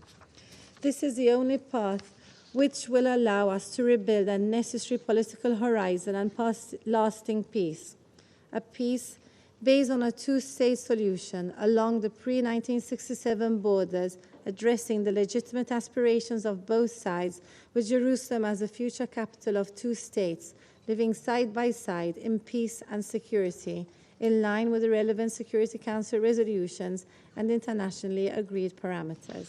Thank you. I thank the representative of Malta for their statement. I give the floor to the representative of Sierra Leone. Thank you, Madam President. I thank the Secretary General, Mr. Antonio Guterres, for his briefing, which clearly highlights the precarious nature of the ongoing conflict in the occupied Palestinian territory and other parts of the region. Let me further acknowledge the leadership of the Secretary General and the commitment of the entire UN system to alleviate the plight of the Palestinian people. In this regard, we commend the World Health Organization, UNICEF, and UNRWA for collaborating with the Palestinian Ministry of Health to successfully roll out the polio vaccination campaign. We honor the service and ultimate sacrifice of the over 220 UN and other humanitarian workers who have lost their lives in this conflict and stand in solidarity with all frontline operational personnel. Madam President, in the briefing by the Secretary General delivered by the Chef de Cabinet on 17 July 2024, there was an urgent call for the parties to the conflict to end what the Secretary General referred to as a terrible war, quote unquote, and urged for a political solution in line with international law and relevant UN resolutions. Indeed, this war has been terrible, with far-reaching consequences for civilians that have resulted in a death toll of over 41,000 civilians, 95,818 injuries, and an estimated 1.9 million internally displaced people living in overcrowded sites. The congestion, combined with the severe shortage of water and sanitation services, has created a breeding ground for disease. We continue to be alarmed by the breakdown of law and order and the increase in the crime rate in Gaza, seriously affecting the safety and security of its citizens. Madam President, the steady rise in the violence and military operations in the West Bank by Israeli security forces and extremist settlers is dangerous and unacceptable. Israel's continued occupation and expansion policies could ignite tensions and provoke an even more deadly conflict.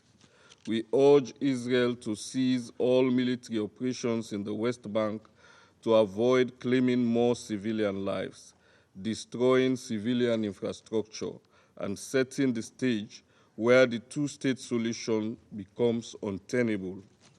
We therefore condemn all attacks against civilians and call upon parties to the conflict to take immediate steps to de-escalate the situation. The latest wave of escalatory attacks between Israel and Hezbollah can only lead to a broader regional conflict as tensions continue to rise and the fighting along the Israel-Lebanon border persists. The ramp-up of activities across the region, with various parties taking offensive and retaliatory actions, is unprecedented and must immediately cease. With the protracted conflict in Gaza being our utmost priority for almost a year now, a solution to the crisis is needed more now than ever before. In this regard, let us highlight the following points. First, we emphasize the need for an urgent ceasefire in the entire region.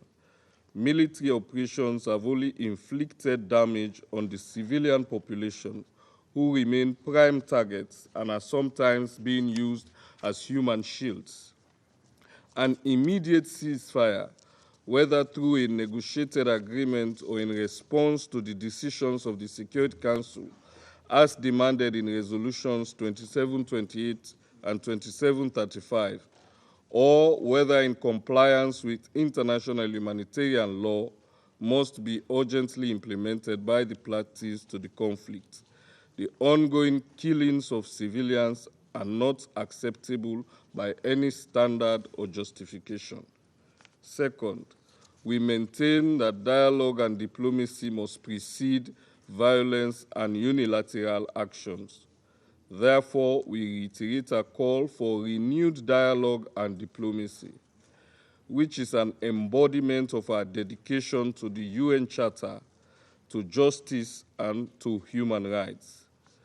According to the UN Charter, it is that is the United Nations, collective responsibility to save succeeding generations from the scourge of war and reaffirm our faith in fundamental human rights and the dignity of all. We urge for the resumption of negotiations and speedy conclusion of a deal that allows for the release of the remaining 101 hostages, a permanent ceasefire, and increased access to humanitarian assistance. This was the intent and purpose of Resolution 2735 of this Council. We therefore reiterate our support for the efforts of Egypt, Qatar, and the United States in this regard. Thirdly, we call for respect for international law, including international humanitarian law that will guarantee the safety and security of civilians, including humanitarian personnel. We reject indiscriminate attacks against civilians and call for accountability for war crimes.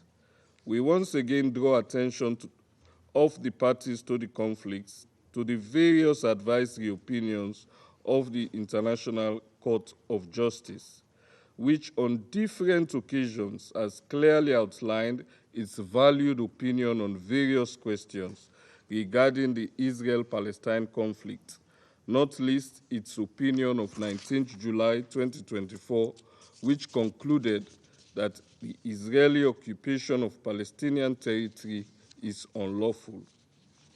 In conclusion, Madam President, the resounding call from the international community during the UNGA 79 high-level debate this week on the situation in Gaza was for efforts to work towards the path of peace and not to give up hope for a peaceful resolution of the conflict. We therefore support the relaunch of a political process that will lead to the achievement of the two states, Israel and Palestine, living side by side in peace within secure and recognized borders. It has been proven over the years that a fragmented approach without a holistic examination of the root causes and legitimate concerns of the parties to the conflict is pointless. Therefore, the relaunch of a peace process must be consultative, guided by the principles of international law, the UN Charter, and all resolutions of the General Assembly and the Security Council. We must not renege in delivering peace to the children of Gaza and the future generations in the Middle East. I thank you. I thank the representative of Sierra Leone for their statement. I give the floor to the representative of Japan. Thank you, Madam President. I thank Secretary General for his sobering briefings, and also I express our deep appreciation to the UN organizations and their staff on the ground for their humanitarian roles under the extremely dangerous situation. The conflict in Gaza has gone on for nearly a year. Every day brings additional suffering to both Israelis and Palestinians. Japan reiterates our strong condemnation of the brutal acts of terror, as well as the killing of hostages by Hamas and other militant groups. At the same time, enormous number of civilian casualties caused by Israeli military operations is intolerable. The humanitarian situation is simply catastrophic, depriving the people of Gaza of their dignity. Let us be clear, hostages must be released. Civilians must be protected. Humanitarian personnel must be guaranteed a safer operating space. International law must be respected. And most importantly, the conflict and violence must end immediately. The longer this conflict continues, the more civilians will be victimized, the more people will suffer from hunger and disease, and the more children will be orphaned and traumatized. It is too late for many, but still we should call to prioritize their well-being, not to fight for a military victory. There is no winner in a competition of pain. This is why the parties, in particular Hamas, must swiftly move towards the conclusion of a deal in accordance with the Council's Resolution 2735. This will pave the way to release hostages, bring an immediate ceasefire, and expand aid delivery throughout Gaza. Japan reiterates its unwavering support for the tireless mediation efforts by the US, Egypt, and Qatar. Madam President, we have also witnessed the alarming escalation in the West Bank. The heavy civilian fatalities and massive destruction of civilian infrastructure are deeply concerning. The General Assembly has recently adopted a resolution following up on the ICJ advisory opinion. As a country which attaches great importance to the role of the ICJ and the rule of law, Japan voted in favor of the resolution after thorough consideration. Israel's settlement activities are in violation of international law. Japan strongly urges the government of Israel to completely halt its settlement activities as the GA resolution demands. We also condemn the violence by the extreme settlers. As we all know, the only viable path to resolve this tragic conflict is a two-state solution, where both Israel and the future independent Palestinian state live side by side in peace and security. This requires confidence building and sustainable dialogue between the parties, not hostilities or hatred. Diplomacy must prevail even in this time of difficulty and darkness. Japan will continue to play its part to seek a peaceful way out of this decades-long conflict. Madam President, last but not least, we are compelled to address the extremely dangerous situation in Lebanon. Japan is strongly concerned about the escalation of tensions between Israel and Hezbollah and deeply saddened by the numerous civilian casualties. Japan has joined the statement along with the like-minded countries calling for immediate 21-day ceasefire. We call on all parties to endorse temporary ceasefire immediately consistent with the Security Council Resolution 7001 and give a real chance for diplomatic settlement. Thank you, Madam President. I thank the representative of Japan for the statement, and I give the floor now to the representative of Switzerland. Merci Madame la Présidente et je vous remercie pour l'organisation de ce briefing de haut niveau. Je salue également la présence parmi nous de nombreux ministres. Elle témoigne de la volonté de la communauté internationale de prévenir le risque d'une escalade encore plus grave et de retrouver le chemin de la paix. Mes remerciements vont également au secrétaire général pour son briefing au Conseil. La Suisse se joint à l'appel du secrétaire général à une désescalade immédiate dans la région. Nous sommes profondément préoccupés par la situation au Liban, notamment après les frappes qui ont fait plus de 700 morts cette semaine. Et nous condamnons le fait que ces frappes aient fait beaucoup de victimes civiles. L'attaque massive qui s'est produite aujourd'hui dans le sud de Beyrouth, ainsi que les roquettes qui continuent d'être tirées sur Israël, sont extrêmement préoccupantes. Nous appelons toutes les parties à un retour immédiat à la cessation totale des hostilités et à l'application intégrale de la résolution 1701. Toutes les parties doivent exercer la plus grande retenue et prendre toutes les précautions nécessaires pour protéger les civils en conformité avec leurs obligations en vertu du droit international humanitaire, conventionnel et coutumier. La Suisse soutient les efforts diplomatiques en cours pour arriver à une cessation des hostilités de part et d'autre de la ligne. La spirale de violence contre laquelle ce Conseil s'est unanimement exprimé depuis les actes du terreur du 7 octobre que nous avons fermement condamnés doit impérativement cesser. Excellence, comme mesure immédiate, aussi pour une désescalade dans la région, la Suisse continue à appeler à un cessez-le-feu immédiat à Gaza, à la libération immédiate et inconditionnelle de tous les otages, ainsi qu'à un accès humanitaire sûr, rapide et sans entrave. Les parties doivent respecter leurs obligations de droit international.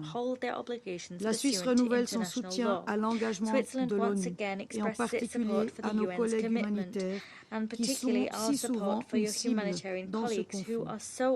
En mai dernier, l'adoption par ce Conseil de la résolution 2730 a réaffirmé que la protection du personnel humanitaire, du personnel des Nations Unies et du personnel associé est une obligation en vertu du droit international humanitaire. Sans protection du personnel humanitaire, de leurs locaux et de leurs biens, la récente campagne de vaccination contre la polio à Gaza n'aurait tout simplement pas pu être menée. La première phase de cette campagne a pourtant prouvé que les Nations Unies peuvent remplir leur mission d'aide humanitaire s'il existe une volonté politique de mettre en place le cadre nécessaire à cet effet, conformément aux obligations du droit international. Il est grand temps que les parties respectent ces obligations et que l'accès humanitaire sûr et sans entrave à toutes les personnes dans le besoin soit enfin garanti de manière durable.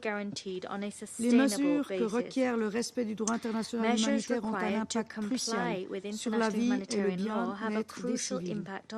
La Suisse continuera d'insister sur l'obligation qui lie tous les États, selon l'article 1 commun aux conventions de Genève, de respecter et faire respecter le droit international humanitaire. War has rules. Dans cet esprit, la Suisse exécutera le mandat qui lui a été conféré par l'Assemblée générale dans la résolution qu'elle a adoptée le 18 septembre. Nous organiserons une conférence de haute partie contractante à la 4e Convention de Genève dans les 6 prochains mois. Le strict respect de la mise en œuvre du droit international humanitaire est aussi un pas fondamental vers la désescalade régionale qui est elle-même une étape cruciale vers la paix. Madame la Présidente, Excellences, la paix passe par la volonté politique et par la mise en œuvre des résolutions de ce Conseil. C'est le cas pour celles qu'il a adoptées depuis le 7 octobre à propos de Gaza et qui contiennent tous les éléments nécessaires à la désescalade et à la relance d'un processus de paix viable. Mais la paix passe aussi par la mise en œuvre des résolutions précédant le 7 octobre, comme la 2334, comme l'affirme l'avis consultatif de la CIG du 19 juillet dernier, que la advisory opinion of 19th of July, which Switzerland supports, the illegal nature of the Israeli occupation of the Palestinian territory, which has now been ongoing since 1967, is now beyond doubt. That occupation must end and a political horizon must be restored. In this connection, Switzerland welcomes the fact that the General Assembly has called for an international conference to be held during its 79th session with a view to establishing a comprehensive, just and lasting peace in the Middle East. The two-state solution is the only bedrock able to guarantee peace between Israelis and Palestinians and stability in the region. We must help to rebuild without further delay this cornerstone of two democratic states, Israel and Palestine, of which Gaza is an integral part, living side by side in peace within safe and recognized borders. Switzerland is ready to commit to that end alongside the UN, Council members and states of the region. Thank you. I thank the representative of Switzerland for the statement. I now give the floor to His Excellency Mr. Ayman Safadi, Deputy Prime Minister and Minister for Foreign Affairs and Expatriates of Jordan. In the name of God, the merciful, the compassionate, Your Excellency, Madam Ambassador, dear colleagues, a few days ago, a Palestinian-Israeli girl dared to say what Israel has forbidden. She said the truth. She said that in Gaza, there are children that are starving, and there are no more homes to shelter them. But this left how loose against her by the hatred sown by Israel's extremist racist incitement into the minds of children as young as 13 years old. Students at her school in Beersheba attacked her at the instigation of their teacher. After that, her school administration expelled her on charges of incitement before amending the decision to suspend her from school pending an investigation into the incident. An investigation precedents prove that it will never be concluded. Just like the case of an investigation into the killing of the Palestinian-American journalist Shireen Abu Akleh at the hands of an Israeli soldier, and another Israeli soldier has actually tore up her photo in Al Jazeera's Ramallah office last week after it was closed. This is an act that presents once again proof of the depth of hatred الذين هاجموا الطفلة بطردها من المدرسة بنشر فيديوهات على وسائل التواصل الاجتماعي يكررون فيها تحريض الوزير الإسرائيلي المتطرف بن غفير الذي كان عضوا في منظمة كانت الولايات المتحدة سابقا صنفتها إرهابية احرقوا قريتها. نائب رئيس بلدية مدينتها طالب بتهجير أسرة الطفل، وحسب محامي الطفلة يتلقى أفراد الأسرة يوميا تهديدات أن رؤوسهم ستقطع. لم تقتل الحكومة الإسرائيلية الأطفال الفلسطينيين وتدمر بيوتهم وتفجر مدارسهم وتحرمهم غذائهم ودواءهم وأملهم فقط. شيطنتهم نزعت عنهم إنسانيتهم، تربي أطفالها على كرههم وجنودها على استهدافهم ومجتمعها على إنكار حقهم في الوجود. هذه هي العقائدية العنصرية اللا-إنسانية التي جعلت من جرائم الحرب ضد الشعب الفلسطيني في غزة والضفة الغربية المحتلين فعلا يفخر به جنود جيش الاحتلال الإسرائيلي على وسائل التواصل الاجتماعي. هذه هي الكراهية التي حركت أرجل الجنود الإسرائيليين التي ركلوا بها جثامين شباب فلسطينيين من فوق السطوح في الضفة الغربية لتسقط أمطارا نحو الأرض ولتسقط ادعاءات أخلاقية قتلتهم. شيطنت الحكومة الإسرائيلية الفلسطينيين فمكنت إرهاب المستوطنين ضدهم وشرعنت سرقة أرضهم وطغت في سلب حقوقهم. حرب إسرائيل على غزة تبدي وحشي بهذه الكراهية. هي حرب تطهير عرقي إلغائية تستهدف محو الوجود الفلسطيني على الأرض الفلسطينية. دلائل ذلك في الدعوات العلنية لوزراء إسرائيليين حرق الفلسطينيين. في تأكيد رئيس الوزراء الدفاع الإسرائيلي أنه لن يسمح أبدا بتلبية حق الشعب الفلسطيني في تقرير مصيره، وفي قرار الكنيسة الإسرائيلي منع تجسيد الدولة الفلسطينية. ودلائله في همجية العدوان على غزة، في السياسات والإجراءات الإسرائيلية غير القانونية واللا إنسانية التي سبقتها في كل الأرض الفلسطينية المحتلة، مصادرة الأرض وبناء المستوطنات وحرق البيوت وحصار الاقتصاد والاعتداء على مقدسات القدس المحتلة الإسلامية والمسيحية ومحاولات تغيير هويتها العربية الإسلامية والمسيحية. الزملاء الأعزاء، خلال عدوانها المستمر على غزة قتلت إسرائيل أكثر من 41,000 فلسطيني، ودفنت تحت ركام البيوت أكثر من 10,000 طفل ورجل وامرأة، ومنعت عمن بقي منهم نازحا في الخيم وأطلال المدارس والمستشفيات الغذاء والماء والدواء، ليموت الأطفال جوعا والأمهات عطشا والآباء قهرا. دمرت غزة لجعلها مكانا طاردا لأهلها غير قابل للحياة. وتنفذ الحكومة الإسرائيلية في الضفة الغربية المخططة ذاته، تدفعها إلى الانفجار لتبرر شن حرب جديدة تستهدف إلغاء الوجود الفلسطيني فيها ولتعد لتهجير أهلها منها. تلك جريمة حرب لن يسمح الأردن بها. لن نسمح بتهجير الشعب الفلسطيني من وطنه التاريخي إلى وطننا. قالها جلالة الملك عبد الله الثاني بن الحسين واضحة حازمة حاسمة: لن يكون الأردن وطنا بديلا، لن يحدث هذا أبدا. سنحمي الأردن وسنتصدى لأي تهديد لوطننا بكل ما أوتينا ومهما تطلب ذلك الواجب المقدس. للفلسطينيين وطنهم المحتل الذي سيتحرر دولة مستقلة ذات سيادة عاصمتها القدس المحتلة ولو بعد حين. والأردن لأهله سيبقى منيعا عصيا وللحق الفلسطيني الداعم والسند. دمرت إسرائيل غزة وتفجر الضفة الغربية وتستبيح لبنان وتدفع المنطقة نحو حرب شاملة لأن العالم سمح لها بذلك. تخرق الحكومة الإسرائيلية القانون الدولي والقانون الدولي الإنساني لأنها لا تواجه عواقب انتهاكها لهما. ترتكب جرائم الحرب لأنها لا تحاسب عليها.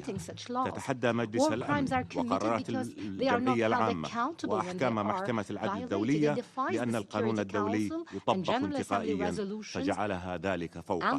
تهدد الأمن والسلم الدوليين لأن مجلس الأمن لا يقوم بدوره ولا يستخدم أدواته القانونية المتاحة للجمها. رأي محكمة العدل الدولية بين لا يقبل التأويل: الاحتلال الإسرائيلي للأرض الفلسطينية غير قانوني، كل ما نتج عنه باطل. هذا الرأي يجب أن يستحيل واقعا تنفيذا للقانون الدولي وحماية لفرص تحقيق السلام. فالاحتلال هو الشر كله، هو سبب كل المآسي التي عاشتها وتعيشها المنطقة، هو الذي يدفعها نحو الهاوية، هو الخطر الأكبر. الزملاء الأعزاء، حكومة تجذر الكراهية والعنصرية في مجتمعها لا تريد السلام. والكراهية والعنصرية عدو المجبول عليهما كما هما خطر على ضحيتهما. تكذب هذه الحكومة الإسرائيلية على شعبها حين تدعي أنه محاط بمن يريد دماره. تهدد مستقبله حين تجعله أسير الخوف وتحاصره في ضيق الكراهية والعنصرية وتجعل من بلده دولة مارقة. فكل الدول العربية دانت قتل المدنيين الإسرائيليين، وكل الدول العربية تريد السلام العادل الذي قدمنا من أجل تحقيقه مبادرة شاملة تضمن أمن إسرائيل وقبولها في منطقتنا في إطار حل ينهي الاحتلال ويضمن حق الشعب الفلسطيني في الحرية والكرامة والحياة والدولة المستقلة ذات السيادة على ترابه الوطني. لكن الحكومة الإسرائيلية رفضت السلام، اختارت الحرب، قتلت من الأطفال ما لم تقتل أي حرب منذ عقود، فدخلت قائمة الأمم المتحدة السوداء لقتلة الأطفال. سجلت رقما قياسيا في قتل موظفي الأمم المتحدة وعاملي الإغاثة الإنسانية، ولأن المجرم يخشى الحقيقة. قتلت الصحفيين ومنعت الإعلام الدولي من دخول غزة التي أحالتها ساحة أكبر جريمة حرب في التاريخ الحديث. ذاك أنه إذا دخل الإعلام الدولي غزة سيكتشف العالم حجم الموت والدمار والظلم والبؤس الذين سمح مجتمعنا الدولي لإسرائيل أن تلحق بأهل غزة. حينذاك سيرى العالم حجم العار الذي سيعيب إنسانيتنا لأجيال قادمة. جريمة أن يسمح لحكومة عقيدتها التطرف ومنهجها القتل أن تسرق مستقبل المنطقة. كفى. أوقفوا الظلم. افرضوا القوانين الدولية والقيم الإنسانية. كلكم تؤيدون قيام الدولة الفلسطينية على أساس حل الدولتين سبيلا لتحقيق السلام العادل. ترجموا اقتناعكم واقعا. اعترفوا بدولة فلسطين وضموها إلى الأمم المتحدة عضوا كاملا. كلكم ترفضون الكارثة الإنسانية التي يفاقمها العدوان الإسرائيلي على غزة. افرضوا إذن وقف استخدام التجويع سلاحا. اكسروا الحصار ولبوا دعوة جلالة الملك فرض جسر إنساني مستدام يوقف موت الفلسطينيين جوعا وعطشا ومرضا. خطر سقوط المنطقة في أتون حرب إقليمية حقيقي يتفاقم كل يوم. أوقفوا هذا الخطر قبل فوات الأوان. في جعبتكم من الأدوات القانونية والسياسية والعملانية ما يستطيع دحره. استخدموها. افرضوا العقوبات. أوقفوا تزويد إسرائيل السلاح. نفذوا قراراتكم السابقة. انقذوا الفلسطينيين والإسرائيليين من تطرف هذه الحكومة الإسرائيلية وظلاميتها وجرائمها. واحموا المنطقة والعالم من تبعات عدوانيتها التي لن تقف عند حدود الشرق الأوسط. الزملاء الأعزاء، قتلت إسرائيل عشرات الآلاف من الفلسطينيين وتستطيع آلة حربها أن تقتل أكثر، لكنها لن تستطيع أن تقتل إرادة الشعب الفلسطيني في الحياة، ولن تستطيع وقف نضاله من أجل الحرية. سيظلون يدقون بابها جيلا بعد جيل. هذا هو التاريخ وهذا ما سيكون المستقبل. للشعب الفلسطيني حق يجب أن يناله إذا ما كان للمنطقة أن تنعم بحقها في الأمن والسلام. الزملاء الأعزاء، سيكسر نور الحق الفلسطيني عتمة الظلم الإسرائيلي، وستنتهي جولة الباطل الإسرائيلية عاجلا أم آجلا. اجعلوا ذلك عاجلا حتى لا يجعل القهر والظلم المستقبل كمراهن دوامات صراع وقتل وبؤس وحروب. كفى. جاوز الظالمون المدى. أوقفوا هذا الظلم. شكرا لكم. I thank His Excellency Mr. Safadi for his statement. I now give the floor to His Excellency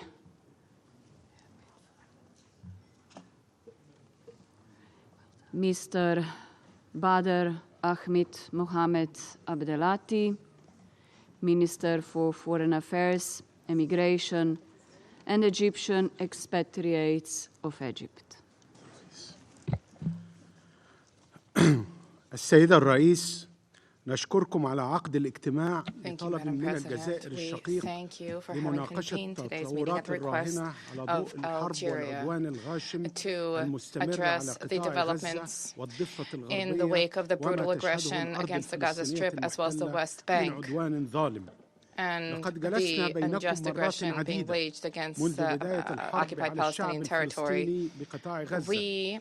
وناشدنا المجلس مرارا وتكرارا للتدخل بصورة مباشرة لوقف الاعتداءات الإسرائيلية الوحشية التي يعاني منها المدنيون في قطاع غزة منذ ما يقرب من العام، وإنهاء الحصار والتجويع لشعب عازل وأطفال أبرياء حرموا من عائلاتهم وما زالوا يعانون من أخطار المجاعة والأمراض المعدية في ظل كارثة إنسانية مروعة صنعها الاحتلال الإسرائيلي الغاشم، والتي أودت بحياة أكثر من unprecedented humanitarian catastrophe caused by the Israeli occupation. This is a situation which resulted in 41,000 dead. Most are women and children. More than 100,000 people have been wounded. And there are those who are still buried under rubble. Even those who survive will continue to suffer difficulties for many years to come. The Israeli war and aggression machine has destroyed most of the buildings and infrastructure, civilian buildings and infrastructure, including hospitals and schools, systematically to make the Gaza Strip uninhabitable and causing its residents to flee. And this has also expanded to the West Bank.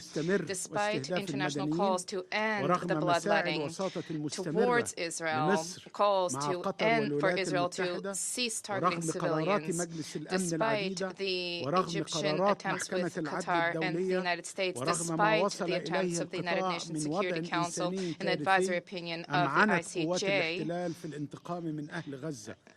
the humanitarian disaster, the Israeli occupation has continued to use hunger as a weapon of war and continues to force people to flee their homes.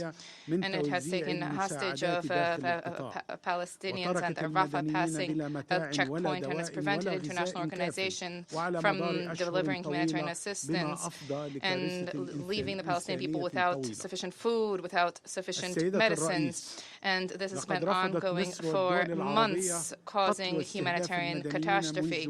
Egypt, Madam President, and the group of Arab states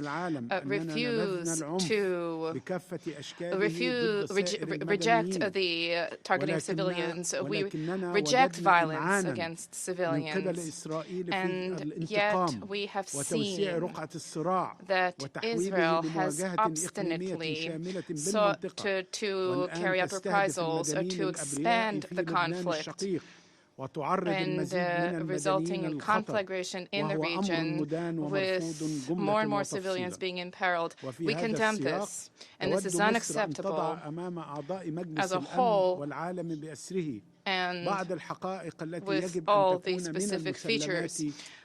We call upon the world and the Security Council to bring this to an end. This is logic and evident. The occupying power is the main direct responsible party for the situation which is currently taking place in Gaza, responsible for the destruction. The occupying power is responsible for the growing scale of the devastation and the conflict.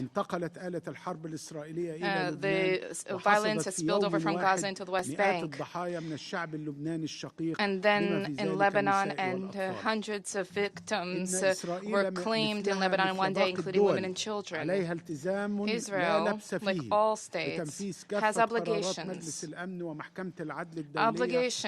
to implement all United Nations Security Council resolutions and judgments from the ICJ adopted since the beginning of the conflict, an obligation to uphold the principles of IHL humanitarian law as well as the rules of war. We stress that these rules are being flouted brazenly, and Israel is enjoying complete impunity in this. This means that public opinion views the situation as an example of international hypocrisy and an example of double standards being applied. We reject the mendacious pretext for the ongoing war and aggression, and we reject the pretexts that have been laid out by the occupying power related to the measures adopted to alleviate humanitarian consequences. Insofar as these measures are not credible, the best proof of this is the widening starvation and a famine in Gaza, according to the UN report.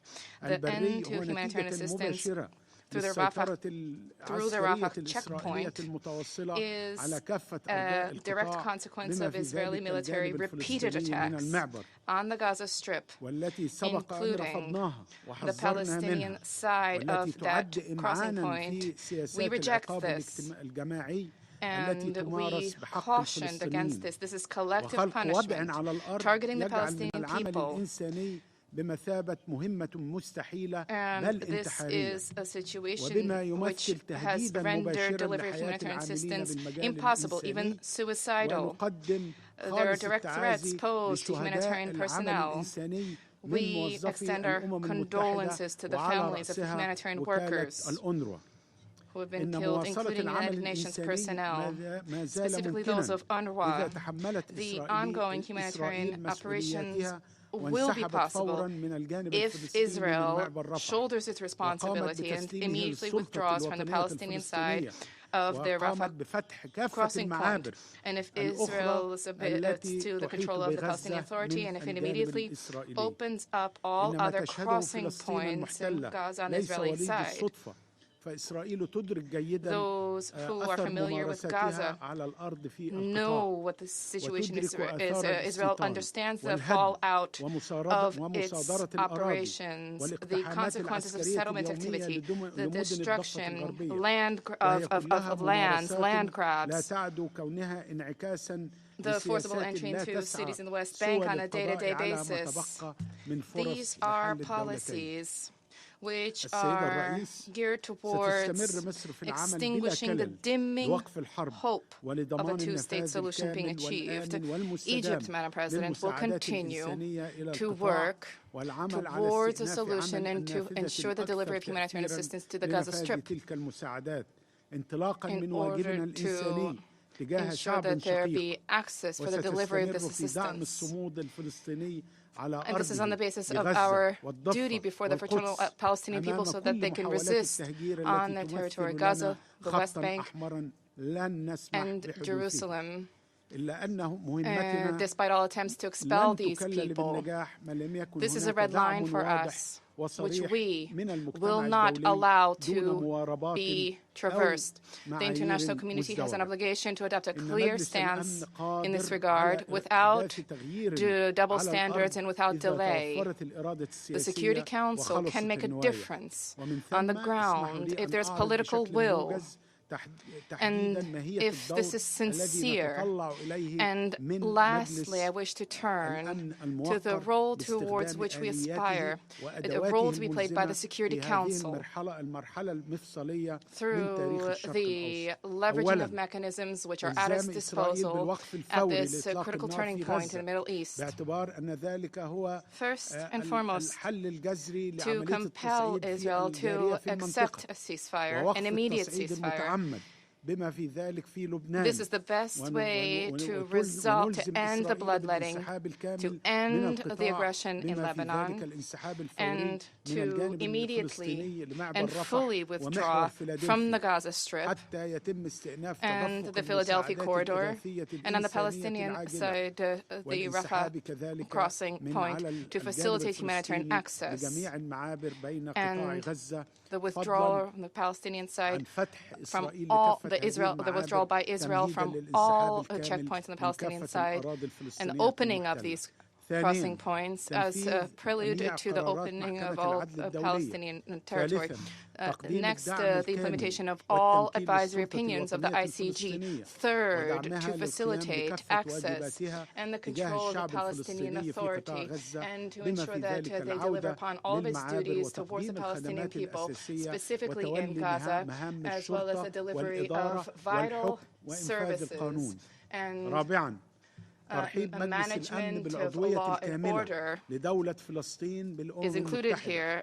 Next, for the Security Council to welcome Palestine's full-fledged membership at the United Nations on the basis of the 1967 borders, including East Jerusalem. This is an important issue, an urgent issue, if we to uphold the two-state solution and to uphold the question of international justice being delivered. To to ensure that the credibility of the United Nations Security Council are maintained. This is what is at stake.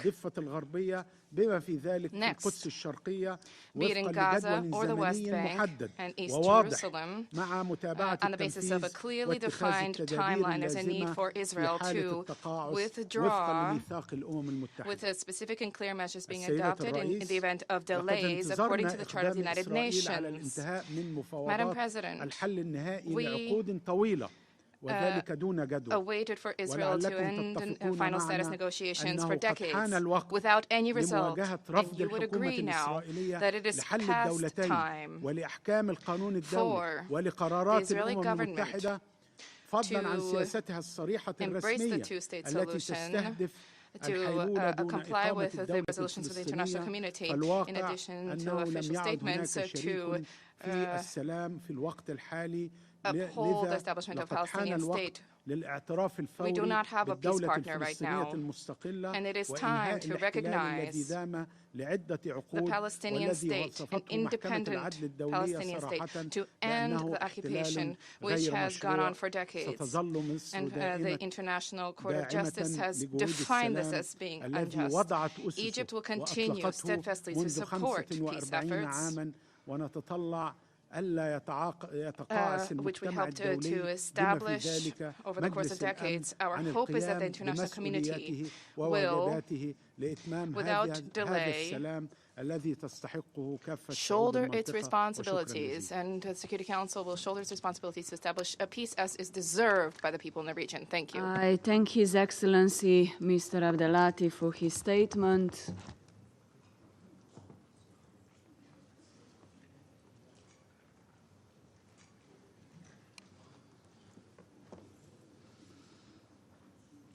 I now give the floor to His Highness Prince Faisal bin Farhan Al Saud, Minister for Foreign Affairs of Saudi Arabia.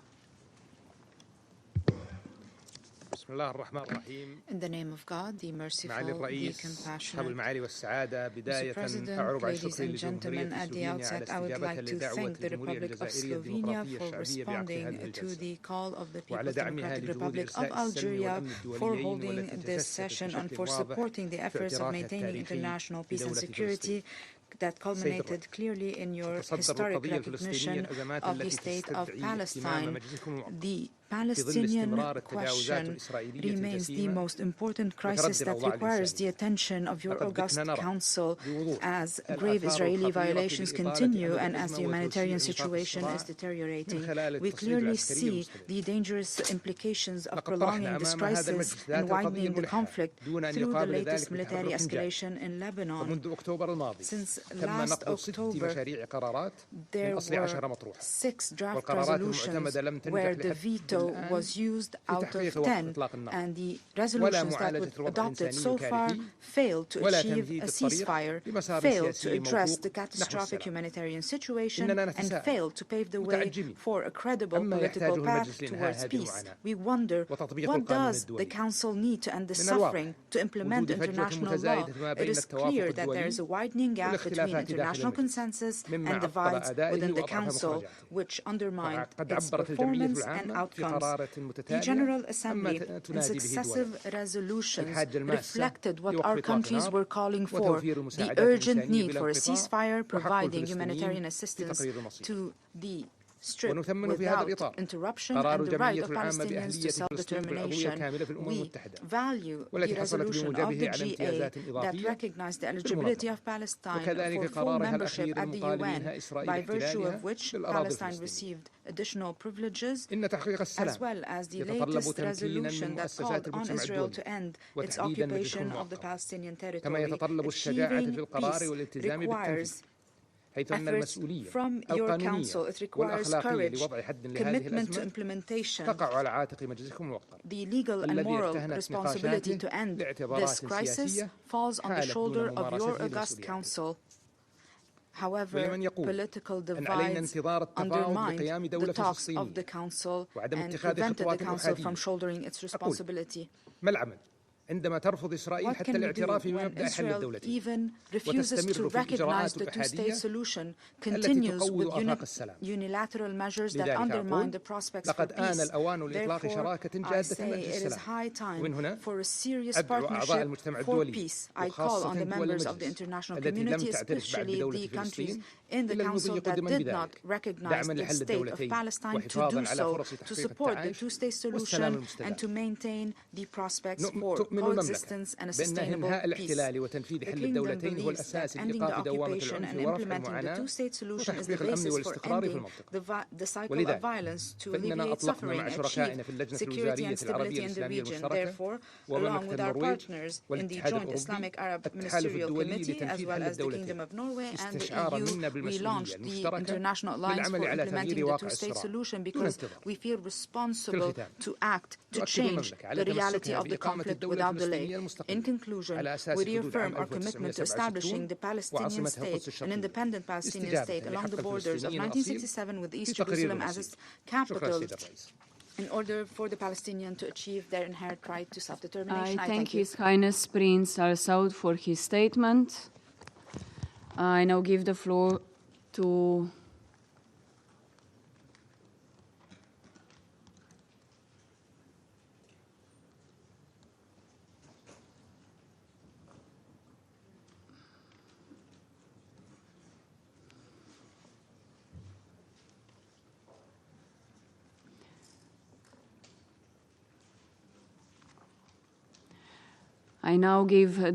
to His Excellency Mr. Hakan Fidan, Minister for Foreign Affairs of Turkey.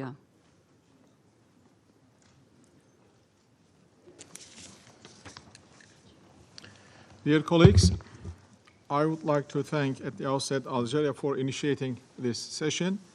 I also would like to thank my friend Ms. Tanja Fajon, Minister of Foreign Affairs of Slovenia, the chairperson in Office of Security Council, for opening this debate to the participation of countries outside the Council. Today, we are confronted with a blade-sharp turning point. Our trajectory will define the world we want to live in and the way nations interact. As I articulated yesterday at a different setting, our so valued rules-based order is in shambles. This erosion is getting irreversible with each passing day. Wisdom could have prevailed to stop this barbaric war in Gaza before it expands to the West Bank, Lebanon, and beyond. It is so puzzling that certain international actors, which have the leverages to alter this horrific course, decided deliberately to stay paralyzed, and they show no reflexes whatsoever to take conclusive action. What we need to do is so clear. There is a UN Security Council resolution setting out fundamentals of a deal. An immediate and permanent ceasefire must be secured. Hostages, detainees, exchange should take place. Israel must withdraw from Gaza. Humanitarian aid needs to give unhindered towards Palestinians that are in dire need to survive.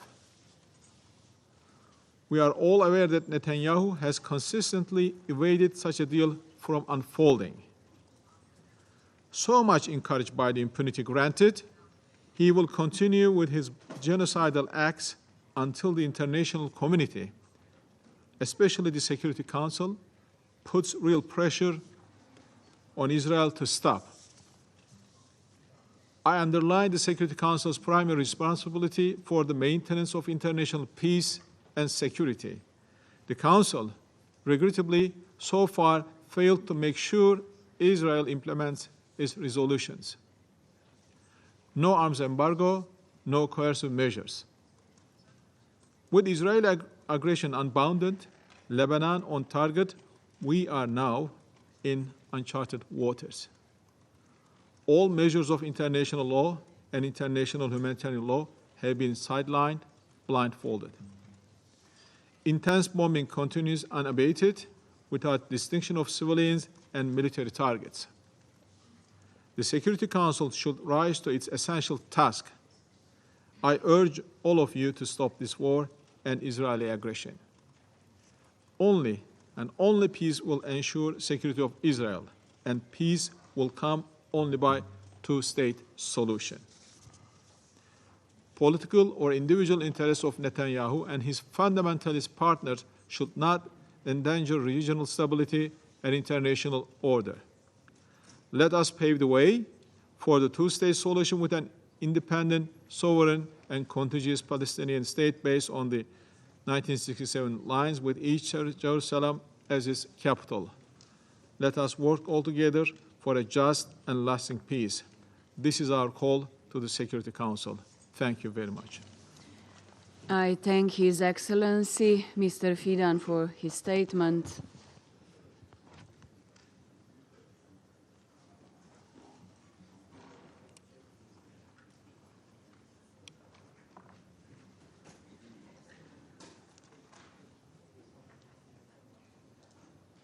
I now give the floor to His Excellency, Mr. Bassam Sabag, Minister for Foreign Affairs and Expatriates of the Syrian Arab Republic. شكرا سيد الرئيس. سيد الرئيس، أدلي بهذا البيان باسم المجموعة العربية في الأمم المتحدة. أتوجه بالشكر لكم على عقد هذه الجلسة وللجزائر الشقيقة العضو العربي في مجلس الأمن على المبادرة لطلب عقدها. سيد الرئيس، منذ عام ونحن في هذا المجلس نكرر مطالبتنا المرة تلك والأخرى بضرورة تحرك مجلس الأمن واضطلاعه بمسؤولياته الأساسية التي أناطها به الدول الأعضاء بموجب الميثاق، ألا وهي صون السلم والأمن الدوليين اللذان يواجهان اليوم تهديدات خطيرة متصاعدة جراء عجز مجلس الأمن عن وضع قراراته موضع التطبيق لوقف الإبادة الجماعية التي ترتكبها إسرائيل بحق الشعب الفلسطيني مع ما يرافقها من عدوان على لبنان الشقيق واعتداءات متكررة على الأراضي السورية.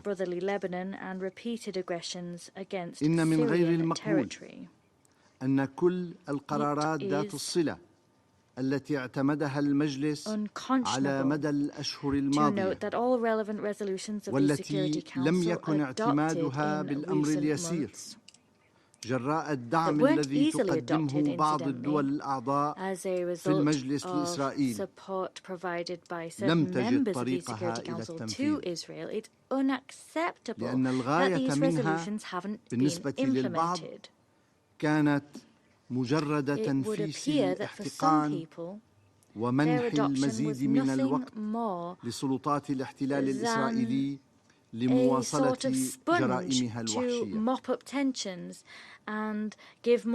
لقد شارف عام على بدء العدوان الإسرائيلي الهمجي على غزة والذي لم نشهد له مثيلا منذ الحرب العالمية الثانية. والسؤال الذي يطرح هل اتسق أداء مجلس الأمن مع المواقف التي عبرت عنها الغالبية الساحقة من دولنا الأعضاء؟ لقد ردت سلطات الاحتلال على هذا السؤال من خلال مواصلتها الإبادة الجماعية وجرائم الحرب والجرائم ضد الإنسانية وارتكاب أبشع أشكال القتل والتدمير بحق الشعب الفلسطيني، وأيضا من خلال توسيع نطاق جرائمها لتشمل الضفة الغربية. خلال الأشهر الماضية عرضت المجموعة العربية وعدد كبير من ممثلي الأمم المتحدة ووكالاتها لآثار العدوان الإسرائيلي والجرائم التي ترتكبها قوات الاحتلال على مرأى من أعين العالم. اليوم نشهد تصعيدا للعدوان الإسرائيلي على لبنان الشقيق أسفر عن استشهاد مئات المدنيين الأبرياء وتدمير منازلهم ومصادر رزقهم ودفعهم إلى النزوح بمئات الآلاف. قبل بضع ساعات فقط استهدف كيان الاحتلال الإسرائيلي أبنية سكنية تضم مئات المدنيين الآمنين في الضاحية الجنوبية للعاصمة بيروت، وهو ما يضيف دليلا آخر على مدى وحشية هذا الكيان واستهتاره بالقانون الدولي. من جهة أخرى يواصل الكيان الإسرائيلي اعتداءاته المتكررة على الأراضي السورية، وآخرها استهداف منطقة الحدود السورية اللبنانية فجر هذا اليوم، وسبقه استهداف للنازحين المتواجدين على معبر حدودي بين سوريا ولبنان، وذلك بعد ساعات معدودة فقط من الاعتداء على منطقة يونين اللبنانية، والذي أدى إلى استشهاد 23 سوريا ممن يعيشون في لبنان، جلهم من النساء والأطفال. السيد الرئيس، تجدد المجموعة العربية التأكيد على الطابع المركزي للقضية الفلسطينية وعلى دعمها المطلق لحقوق الشعب الفلسطيني غير القابلة للتصرف، بما فيها حقه في تقرير المصير وإقامة دولته المستقلة وعاصمتها القدس. تعرب المجموعة العربية عن إدانتها الشديدة لاستمرار العدوان الإسرائيلي على قطاع غزة وعلى دول المنطقة، والذي يشكل انتهاكا صارخا للقانون الدولي ولقرارات الأمم المتحدة ذات الصلة. وتحمل إسرائيل المسؤولية الكاملة عن جميع الخسائر الفادحة في الأرواح والمعاناة الإنسانية والأضرار المادية والدمار في الممتلكات والبنية التحتية.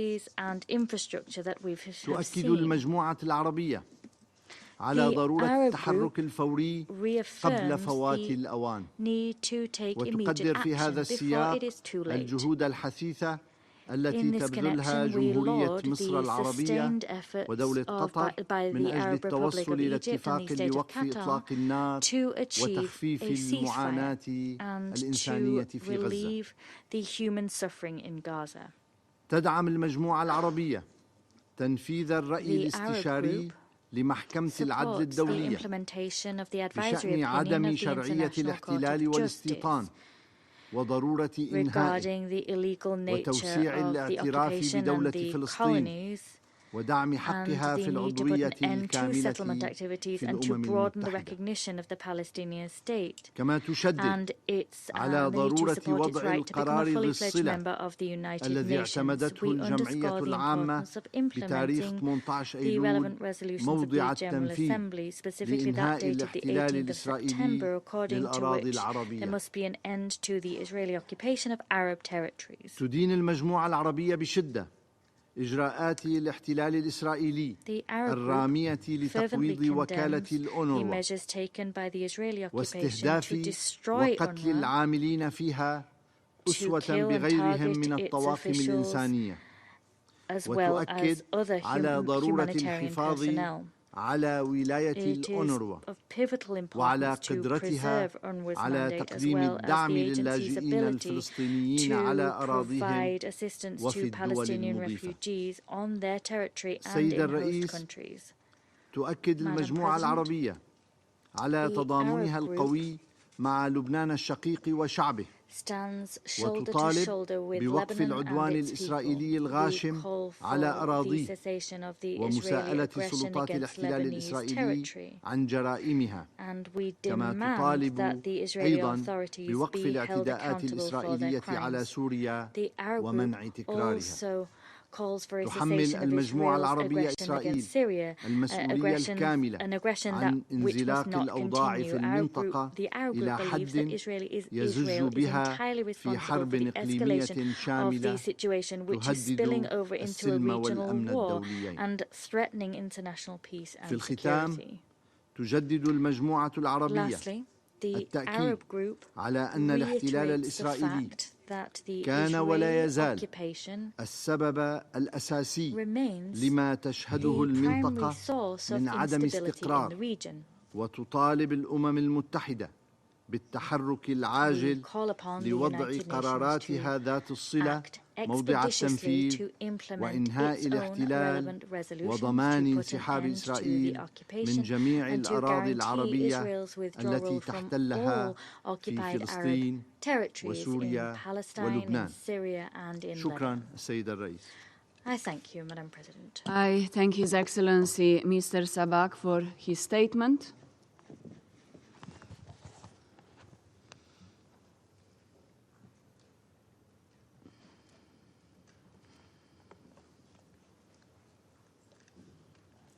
I now give the floor to His Excellency Mr. Saeed Abbas Araghchi, Minister for Foreign Affairs of the Islamic Republic of Iran.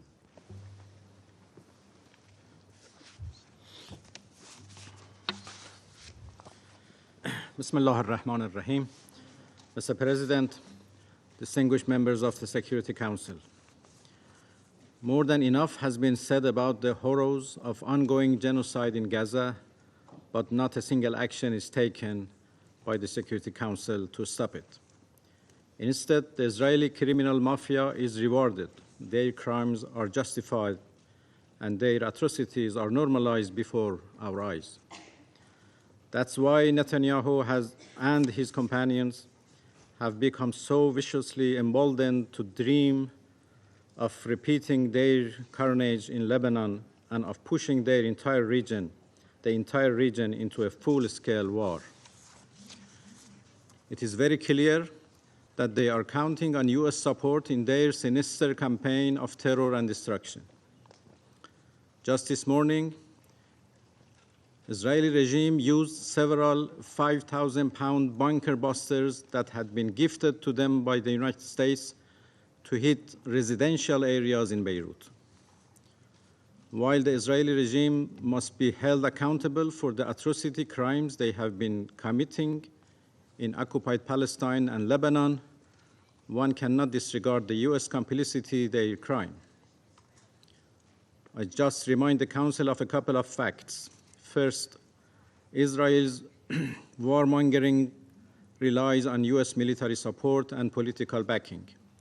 American weapons constitute the major part of Israeli weaponry and ammunition used in Gaza, and therefore the United States is implicated in every aspect of Israel's atrocity. The vast majority of bombs Israel drops on Gaza are US-made.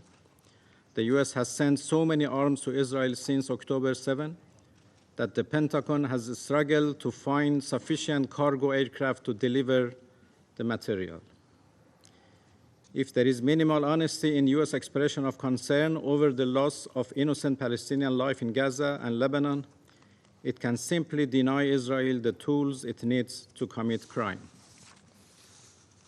Mr. President, it is now more than a year of genocidal campaign in Gaza. More than 200,000 people have been slaughtered, wounded, or buried under the rubble. The whole Gaza Strip is leveled to the ground. Children and women have been deliberately mass murdered as part of Israel's deliberate whim to annihilate Palestine. The world has been watching with indignation and disgust, while the West has only been appeasing the culprit. Mr. President, the Council's credibility is shrinking every minute, as it is prevented by Israel's major supporters from fulfilling its responsibility under the Charter. The Council must act now and stop Israel's cruel plan to exterminate an entire nation who have for 8 long decades been under brutal occupation and suppression. The Council's inaction is an invitation to more atrocity. The Council's members, and indeed the whole United Nations system, would be held responsible for every atrocity Israel commits in Gaza, in Lebanon, and elsewhere.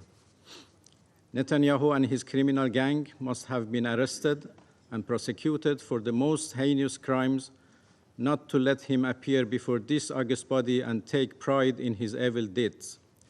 That's the historic shame that a high-profile killer dares to show up at the United Nations and poison the General Assembly with his disgusting lies and outrageous threats to invade other states and kill more people.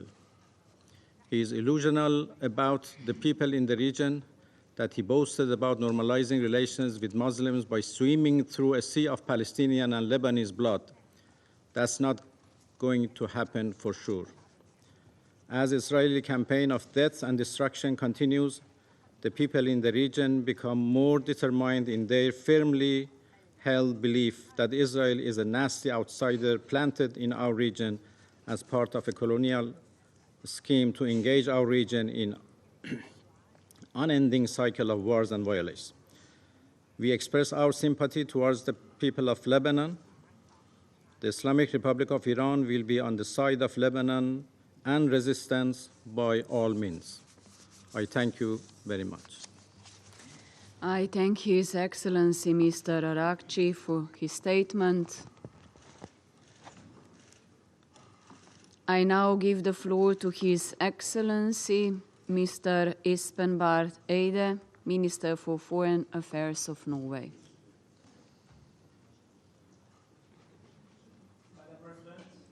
Dear Tanya, dear members of the Security Council, I speak to you as a representative of the country that facilitated the Oslo Accords back in 1993. We have been committed to the cause of fostering good relations between Israel and Palestine and to prepare for the work of establishing a Palestinian state.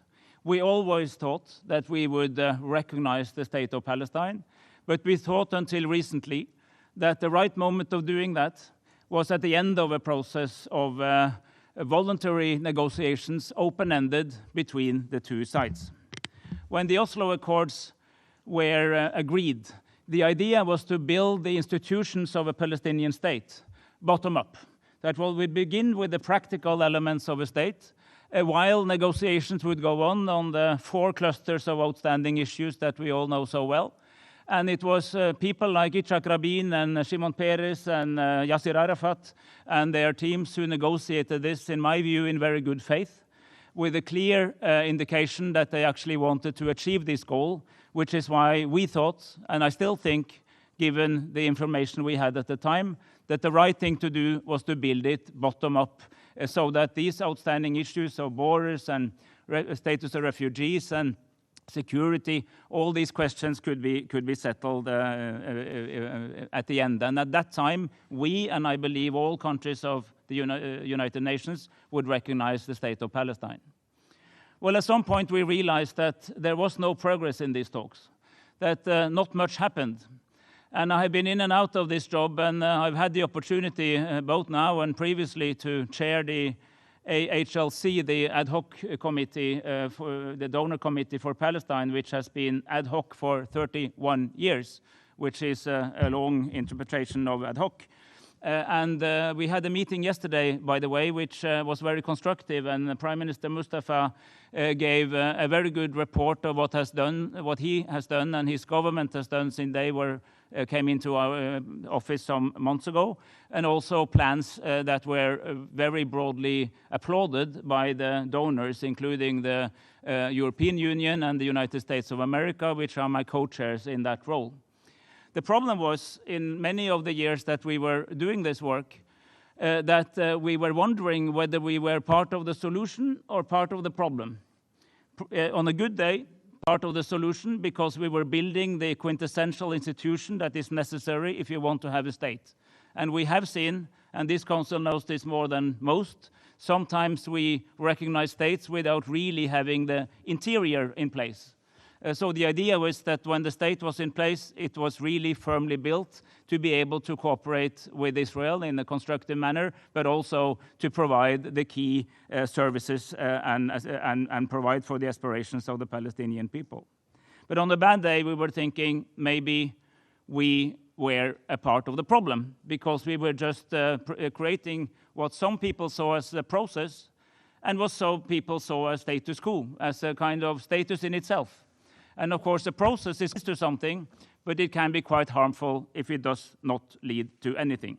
So at some point, we realized that we could not go on eternally. We had to change gears. And what has happened now, I'm not going to repeat what so many people have said of the immense atrocities and the violence and the death and destruction which has been bestowed upon the people of Israel, the people of Palestine, both in Gaza and in the West Bank, and now also in Lebanon, and the fear of many countries that it will expand into other countries in the region, that even some of the peace accords that were acquired decades ago could now be in trouble. So out of that, we realized that we had to change gears. And together with precisely Slovenia, and I applaud you for your very good work here as president of the Council, and Spain and Ireland, and we added ourselves to the already long list of countries that have recognized Palestine, 149 right now. That leaves 44 states of the 193 members of the UN. And what we did yesterday, as was mentioned by the Foreign Minister of His Highness the Foreign Minister of Saudi Arabia, we launched what we call the Global Alliance for the implementation of a Palestinian state and a two-state solution, which brings together a number of countries that believe that we have to change gears and accelerate this work now, and that we have to see how we can come out of this deadlock and try to use this deep crisis also as an opportunity to move forward. So I urge, and the contact group that establishes this group urge all countries to contribute to the universal recognition of the Palestinian state and its UN membership, as we have done, Slovenia and my country and many others, to strengthen the institutions of the state of Palestine so that they are ready to live up to the expectations of their people in the West Bank, but also to prepare for their return to Gaza. Because we want one Palestine, not different Palestines. We want that Palestine which came out of the Oslo Accords, which means that it's the institutions that we know as the State of Palestine, which are the embryonic institutions of what finally will be the real existing universally recognized State of Palestine. But also, as was mentioned in the intervention of Saudi Arabia, that this also would be anchored in a broader regional setting of normalization, where many countries in the region would be ready to provide for the security guarantees of Israelis and Palestinians alike.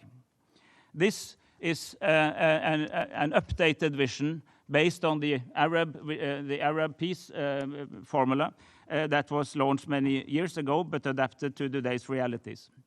Many speakers have invoked the ICJ decision of July this year, which very clearly points out in its legal language that the occupation is illegal, that it amounts to annexation, and that it has to come to an end. And the vast majority of the members of the General Assembly confirmed that position in its resolution last week, which, by the way, was the first resolution ever proposed by the Palestinian delegation and supported by many others, including my own country. In that context, I want to share with the Council the following observation. Of course, Israel has to be part of how this is finally settled. But it does not any longer make sense that if you're illegally occupying other people's lands, you have an absolute eternal veto on everything that is going to happen in that area. It does not fit with international law. It does not fit with the vast majority, how we see it, the vast majority of people on the planet. This has to change. Towards the end, Madam President, I want to say to Israel, and I'm happy to sit beside Israel because we have no problem with diplomacy. We think that when we disagree, we do better speaking to each other than to cancel each other. So I'm happily sitting right here, and I want to say to our friends from Israel, Norway was an enthusiastic supporter of the establishment of the Jewish homeland of Israel, and we still is. We want Israelis to thrive and prosper safely, security, without terrorism, without fears to their life in Israel. But we have exactly the same love for the Palestinian people. We want the Palestinian people to thrive and prosper and live securely and safely in Palestine. And we do believe that the people of Israel and the people of Palestine are much more likely to do that if there is a two-state solution. And we think that this is exactly the moment to arrive at the two-state solution, which is why we believe that this is the moment to move forward, think outside the box, and to try to move towards a real progress on this field. And I want to remind the Council that it is bestowed in the Council, on the Council to be the primary source of upholding international security, international law, in accordance with the UN principles, in accordance with the UN Charter. And as the Secretary General told us on the opening of this session of the GA, international law is in trouble. It's in trouble, serious trouble in Ukraine, it's serious trouble in the Middle East and so many other places. This is an excellent opportunity to turn a very deep, alarmingly dangerous crisis into a major opportunity, and it's time to implement a Palestinian state so that we can implement a two-state solution. I thank you, Madam President. I thank His Excellency Mr. Wright for his statement. I now give the floor to His Excellency Mr. Josep Borrell Fontelles, High Representative of the European Union for Foreign Affairs and Security Policy and Vice President of the European Commission. Thank you, Mr. President. Everybody knows the figures. Since the start of the war, about 42,000 Palestinians have been killed, maybe more below the rubble of Gaza. Most of them are innocent civilians, including over 11,000 children.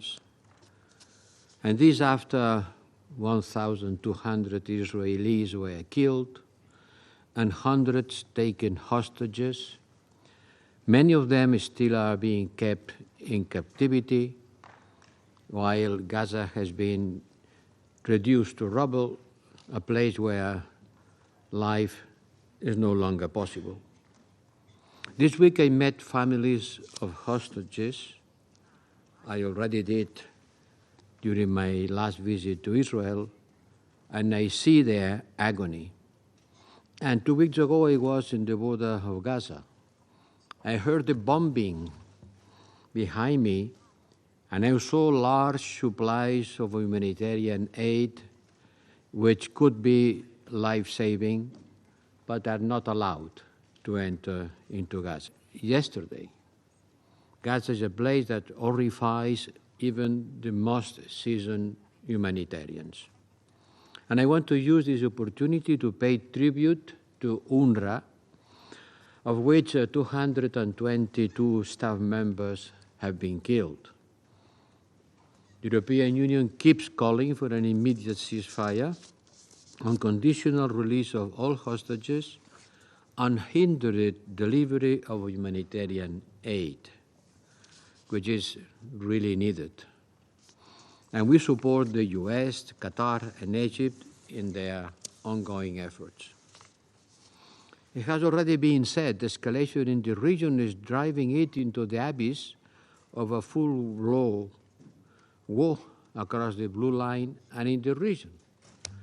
While we are talking, bombs are again falling in Beirut, and civilians are paying an unbearable price.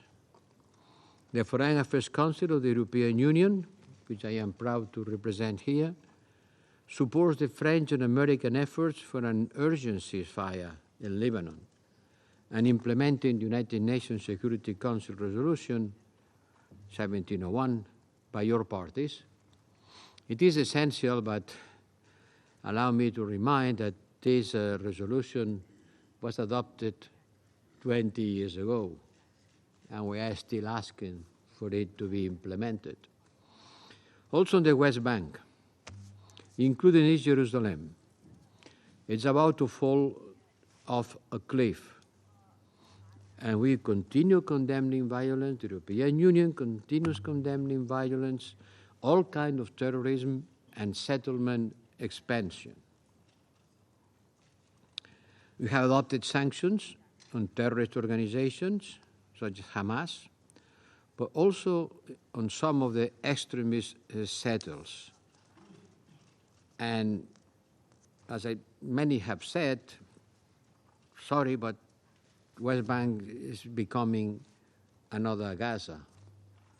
And you can see the videos of bulldozers destroying roads, destroying water supply systems, destroying sewerage, all that on the name of fighting against terrorism, of course. Israelis, Palestinians, Lebanese, and all people deserve security and the protection of international law. All. For Israel's sake, as well as for the Palestinians, we need a strong, legitimate, and effective Palestinian Authority. Therefore, we support its reform, and on that basis, we provide emergency support worth 400 million euros, and we will work with key partners on further support. Finally, it is vital not to just focus on the many crises of today, but as my Norwegian friend has said, we have to work to resolve this underlying conflict. Therefore, yesterday, we co-hosted a high-level event with the Arab League, and I want to thank to everyone who made this event possible, and the OIC contact group and Norway, thank you very much to Norway, open to all United Nations members, all, no exclusion. Some decided not to go, but many did. It was a big event, a constructive and positive event. Under the chairmanship of Prince Faisal of Saudi Arabia, we launched this global alliance for the implementation of the two-state solution. Well, in fact, for the implementation of the Palestinian state, because the other state has already been implemented. And under its umbrella, all states and international organizations can bring together their practical measures to bring about a free Palestine next to a secure Israel. And I want to stress it. We want the security of Israel. We, Europeans, we ask for a free Palestine next to a secure Israel. Taking responsibility means that we must not only say what we oppose. I don't want this solution. Okay, then what is your solution? If you don't want the two-state solution, which is the solution? Someone knows a better one that can be explained and implemented? We have to act if we want to achieve. We will do this work with the whole world, quickly, because every day costs lives. But in the end, it is up to Israelis and Palestinians to make their own peace. And I know that both people experience this conflict as an existential one. Both fear the other want to destroy them. The Israelis fear to be thrown to the sea, and the Palestinians to be thrown to the desert. Extremist forces do their worst to fan the hate that killed Rabin. The hate that killed Rabin, and the same voices that were pushing for killing Rabin now are being heard again. So all of us must help the societies to speak each other. Understanding the suffering of the other is certainly the most difficult challenge and the most difficult thing to be done by people in conflict, but it has to be done. And we Europeans, we can maybe to present an example of this has been done.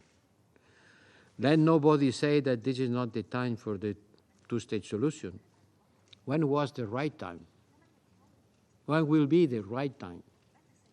How many more people has to die before it is the right time? The Palestinians are a people that refuse to die. Le peuple palestinien est un peuple qui ne veut pas mourir en tant que peuple. As people. And there is nothing more absurd than anti-Semitism. There is nothing more absurd than to hate and to kill a human being because he belongs to another group, another ethnic, or professes another religion. And anti-Semitism has brought the humanity to the worst crimes. So please, don't let this word to be banalized. We refuse any anti-Semitic approach to this problem. And on this basis, it's time to act. It's time to act. Let's go to work. The bombs continue falling. We are living in a world done of resolutions, meetings, speeches. Out of this room, the real world is made of war, people being killed, misery, hate. Let's make this world to approach the real world, and let's make our word to have the capacity to change it. Thank you. I thank His Excellency Mr. Borrell Fonteles for his statement. There are no more names inscribed on the list of speakers, so this meeting is adjourned.